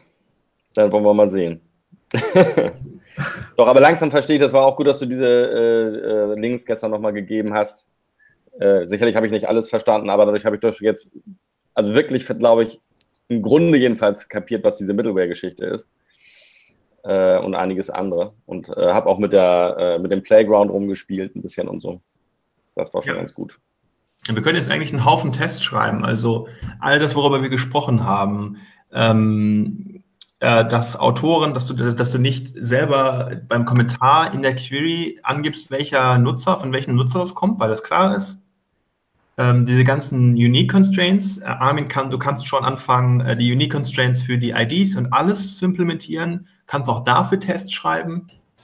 Ich weiß nicht, ob es gut ist, immer HTTP-Requests zu schicken, um die Unique Constraints zu testen, weil das halt eben ganz schön lange dauert. Vielleicht ist es auch möglich, sozusagen direkt an die Datenbank eine Cypher-Query zu schreiben. Das wäre ja auch okay, weil diese Unique Constraints sind ja richtig in der Datenbank drin. Und du könntest einen Test schreiben, wo du direkt Cypher ausführst, ohne Umweg über das Backend. Ja, weil die Datenbank muss diese ganzen Constraints drin haben. Ja, also, kommt was da wolle. Über die Unique Constraints ist es dann auf den Typ bezogen eigentlich? Ja. Also, dass der ganze Typ, wo die Constraint drin ist, das ist wie ein Primärschlüssel sozusagen. Ja, ich zeige dir das nochmal. Also die Unique Constraints, wow, was ist denn? Ah, hier, okay. Hier sind sozusagen die ersten Unique Constraints drin. Siehst du, schreibst Constraint on und dann hast du hier den Typ. Das heißt, wir wissen, es gibt einen Post, es gibt eine Category, es gibt User, es gibt Organization. Und davon immer nur eins. Und davon sagst du dann p.slug, das ist sozusagen Property auf dem Knoten. Und der muss unique sein. Und zwar gilt das halt für alle Posts. Ich zeige dir das mal in dem GraphQL-Editor. Dauert ein bisschen, ich muss ja noch seeden. Und dann ist es tatsächlich so, wenn man versucht, dann irgendetwas in die Datenbank zu schreiben, was gegen den Constraint verstößt, dann gibt es einen Error. Genau. Oder ist es einfach, dass nichts passiert, sozusagen idempotent einfach, ohne Error, oder? Doch, passiert nichts, das ist korrekt, aber wir haben, genau den Fall haben wir ja hier, ne? Also die Slugify Middleware Spec macht ja folgendes, also gucken wir uns das nochmal an. Slugify, create post. So, wenn der Slug, also erstens erzeugt es dir einen Slug basierend auf dem Titel. Wenn jetzt der Slug schon gibt, wenn es den schon gibt, dann entweder erzeugt es dir einen neuen Slug oder wenn du in deiner Query eingegeben hast, ich möchte gerne genau diesen Slug haben, dann siehst du es. Was hier passiert ist. Ich sehe deinen Screen nicht mehr. Ich weiß nicht, was passiert ist. Wir sehen nur noch Vater. Ja, ich weiß nicht warum. Nee, okay. Also nur wenn du jetzt etwas zeigst, nur dass du es weißt. Also wir können nicht sehen. Ja. Das ist blöd. Ist gerade eben passiert. Your entire screen. So, jetzt sehe ich selber wieder. Aber dein Screen sehe ich nicht. Oh? Nee. Wir sehen dein Video, dein Bild, dein Gesicht. Dumm. Ja. Aus Screensharing geht jetzt nicht. Gut. Schade. Also, ich hätte gerne meinen Screen noch geteilt, aber Google will gerade nicht. Was wollte ich denn sagen? Es ging um den Fehler, der ausgeworfen wird, wenn man eine Slug. Ja, du siehst ja die Dokumentation, wenn du die Tests laufen lässt. Und das Erste, was hat eben passiert, also was ich gemacht habe, ist, ich habe erstmal einen Post, also es geht darum, um diese Uniqueness von den Slugs. Ja, die werden ja erzeugt, basierend auf dem Titel. Also was kann passieren? Erstmal willst du, dass der Slug überhaupt generiert wird. Ja, du schickst einen Post hin, hast keinen Slug angegeben und kriegst aber einen zurück. So, das ist Punkt 1. So, was passiert, wenn es den Slug schon gibt? Dann soll der Slug erhöht werden. Dann wird einfach hinten dran -1 geschrieben. Und wenn es den schon gibt, wird hinten dran -2 geschrieben. Das -2 habe ich gar nicht erst getestet, das habe ich aber in einem Unit-Test abgefrühstückt. Kann ein Post mehrere Slugs haben? Was? Oder wie? Kann ein Post mehrere Slugs haben? Oder Nein. habe ich das falsch verstanden? Nee, andersrum. Nein, aber es gibt ja schon vielleicht Posts, die den Slug haben. So, du kannst doch den Post erstellen, Hallo Welt. Ist ja gar nicht so unwahrscheinlich, dass jemand noch ein anderes den Post Hallo Welt schreibt. Ja. Aber nur der erste wird den Slug Hallo-Welt bekommen, der zweite wird den Slug bekommen Hallo-Welt-1. Der dritte wird dann den Slug bekommen Hallo-Welt-2 und so weiter. Und Wenn der Slug erstellt wird, wird sozusagen so lange geprüft, so lange inkrementiert, bis halt eben irgendein Slug da ist, den es noch nicht gibt, und der wird dann genommen. Ich frage mal andersrum. Es ist jetzt wahrscheinlich alles schon designt, aber wieso hat man nicht zum Beispiel die Usernummer dann hinten an den? Die ist ja absolut nur unique, ne? Es wird ja niemals eine doppelte Usernummer geben, oder? Ja, ist auch eine Möglichkeit. Das kann man auch so implementieren. Dann wäre die immer hinten dran, so nach dem Motto, dann wüsste man halt auch immer, von wem es ist. Aber gut. Nein, geht nicht. Geht nicht. Du hast den gleichen Nutzer, schreibst zweimal den Post mit dem gleichen Titel. Dann hast du ein Problem. Ja, ist richtig. Aber dann hättest du diese Abfrage nach dem Motto immer, gibt es das schon und noch einen höher, gibt es das schon noch einen höher, dann hättest du das aber viel seltener. Ja, du gehst davon aus, dass wir 20, 30, 40 oder Tausende von Posts in der Datenbank haben mit dem gleichen Titel. Dann würde man sozusagen nach der Methodik 1000 Posts drüber iterieren, bis man endlich einen Slug gefunden hat. Ganz genau. Also du möchtest es sozusagen schneller machen. Richtig. Das passiert aber so gut wie nie. Ja, also Justin Bieber. Na gut, Justin Bieber. Ja, mag sein, aber selbst wenn du 100 Mal nochmal neu fragst, ist das jetzt nicht so ultra langsam. War jetzt halt so eine Eingebung. Okay. Wir könnten mal prüfen, wie viele Posts wir in der Alpha haben, die den gleichen Titel haben. Ja, da wird es noch nicht so viel sein, aber wenn natürlich 1 Million Leute drin sind, passiert das natürlich schon öfter. Aber eben es werden ganz bestimmte Posts sein, wo das natürlich passiert. Wenn wir dann so weit hinkommen, dass wir 1 Million Posts haben, das wird ja dann irgendwann in einem Jahr sein, dann haben wir auch die Entwickler, die sich sozusagen darum kümmern können, jetzt da einen Performance-Tweak einzubauen. Alles klar. Gut. Also du iterierst halt eben so. Du versuchst nicht gleich alle Probleme der Welt zu lösen, vor allem nicht alle Probleme in der Zukunft, sondern du löst Probleme genau dann, wenn du sie hast. Da gibt es ein Fachwort für, das heißt Premature Optimization. Premature heißt eigentlich im Vorhinein oder noch bevor es ausgereift ist. Und Premature Optimization, naja, du optimierst ein Problem, was du noch nicht hast. Und dann gibt es den Ausdruck, Premature Optimization is the root of all evil. Ja, also darüber kann man verschieden denken. Also ich kann dir sagen, ich habe selber einen PostScript-Interpreter alleine geschrieben. Ja. Level 2 hätte ich niemals hingekriegt, wenn ich nicht von vornherein immer schon in die Zukunft gedacht hätte. Okay, fair. Also kann man nicht alleine schreiben sonst wahrscheinlich. Ist schwierig. Ja. Also hätte ich immer nur Probleme gelöst später, weißt du? Ja, das ist aber normal. Was wir hier machen ist, wir sagen einfach, okay, wir haben jetzt erstmal eine Lösung und wir haben die getestet. Und die funktioniert und die Tests sind für die Zukunft. Und du kannst sozusagen immer noch weiter aufblähen.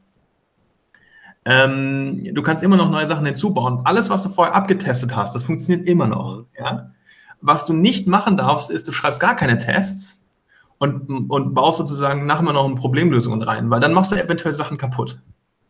Also die Tests sind... Mein Vorteil war natürlich, wenn man alleine programmiert, dann weiß man ja, was man tut im Allgemeinen, es sei denn, man ist dement. Also das ist natürlich der Vorteil, wenn du mit vielen Usern an solchen Geschichten rumarbeitest, sieht die Welt ja so und so viel anders, also ganz anders aus. Nein, ich wollte das jetzt auch nicht. Ja, es ist halt eben I'm very flexible with that. Du kannst so viele Sachen im Vorhinein optimieren. Es gibt so ein paar, die Sinn macht, zum Beispiel das N+1-Problem bei relationalen Datenbanken.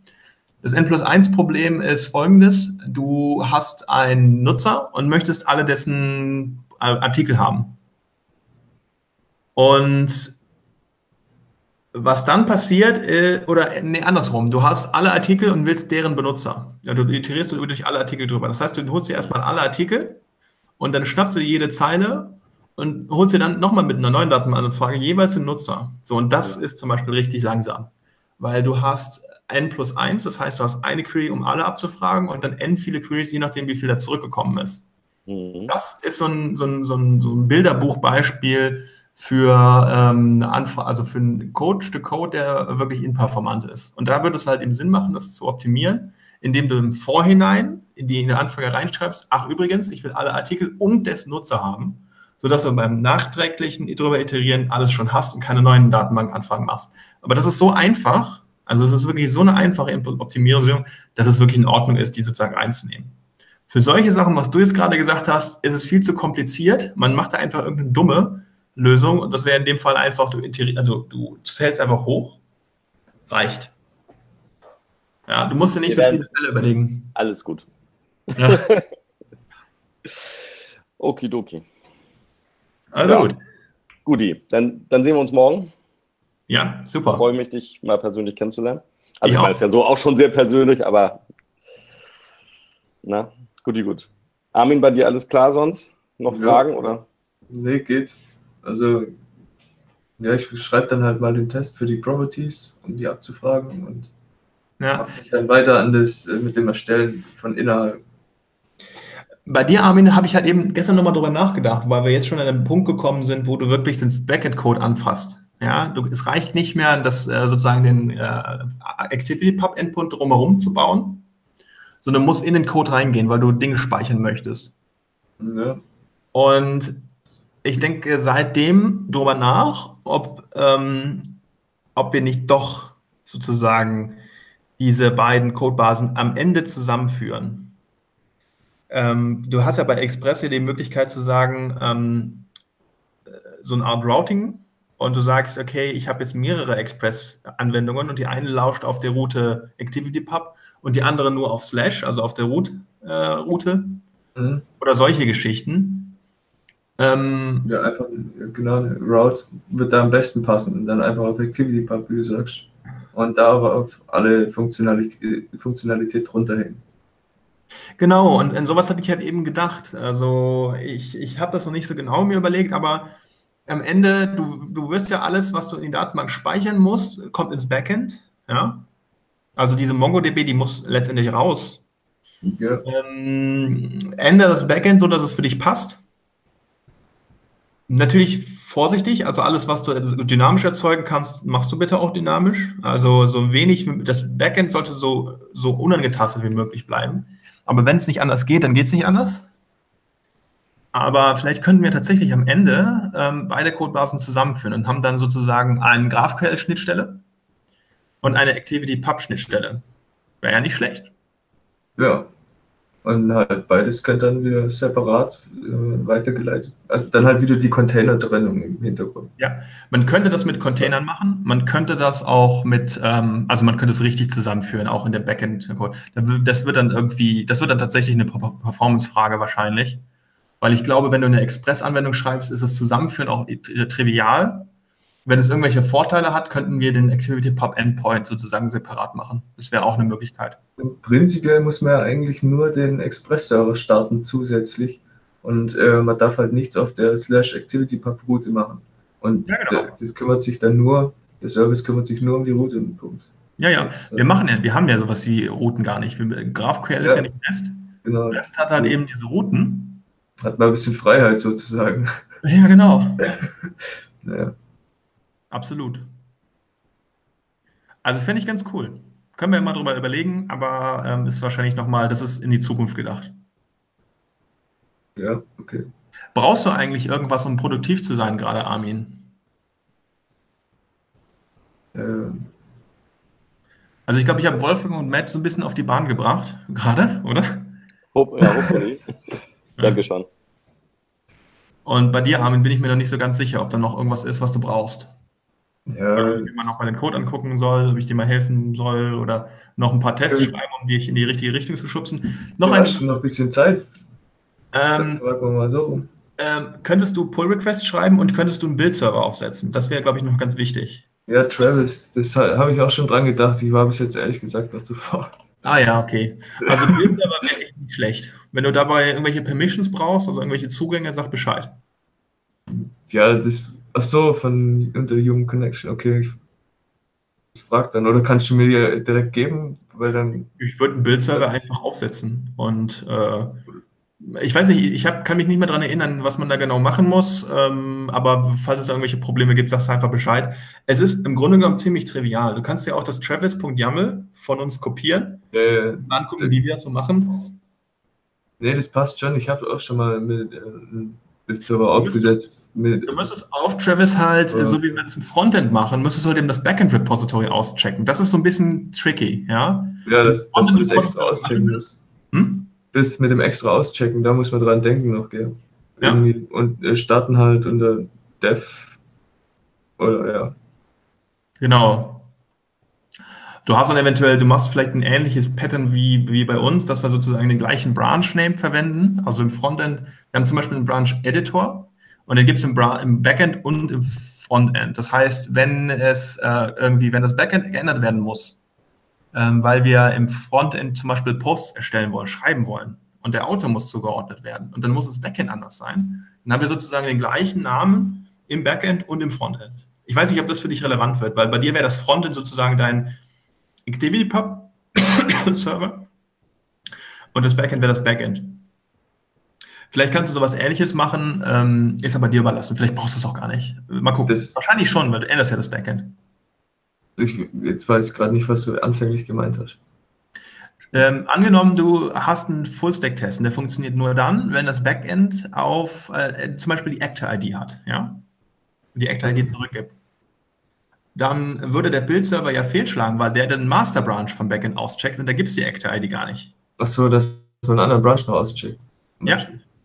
Ach so. Alles klar, Wolfgang. Mach's Bye. gut. Tschüssi. Ciao. Ciao. Armin. Aber soweit klar? Ja, also einen anderen, erst das Backend klonen, einen anderen Branch noch auschecken und dann erst starten. Mhm. Aber das kannst du dir in unserem Nitro Web Repository angucken, wie wir das machen. Ja, prinzipiell kann man das ja auch gleich machen, oder? Ja, ich würde ganz Oder ehrlich, ich weiß nicht, mein Mitbewohner ist gerade nach Hause gekommen und ich würde ganz gerne mal meine Bude sauber machen, ein bisschen Ja. Müll runterbringen, einkaufen gehen, was essen und ja. Ja, soll ich auch noch was essen zumindest. Ja. Ja, alles Gut. klar. Ich sag dann mal, ich beende mal diesen Broadcast und das war, glaube ich, ganz gut, oder? Ja. Also, Alles klar, wir sehen uns dann, ja? ja. Bis dann. Und ciao. Ciao.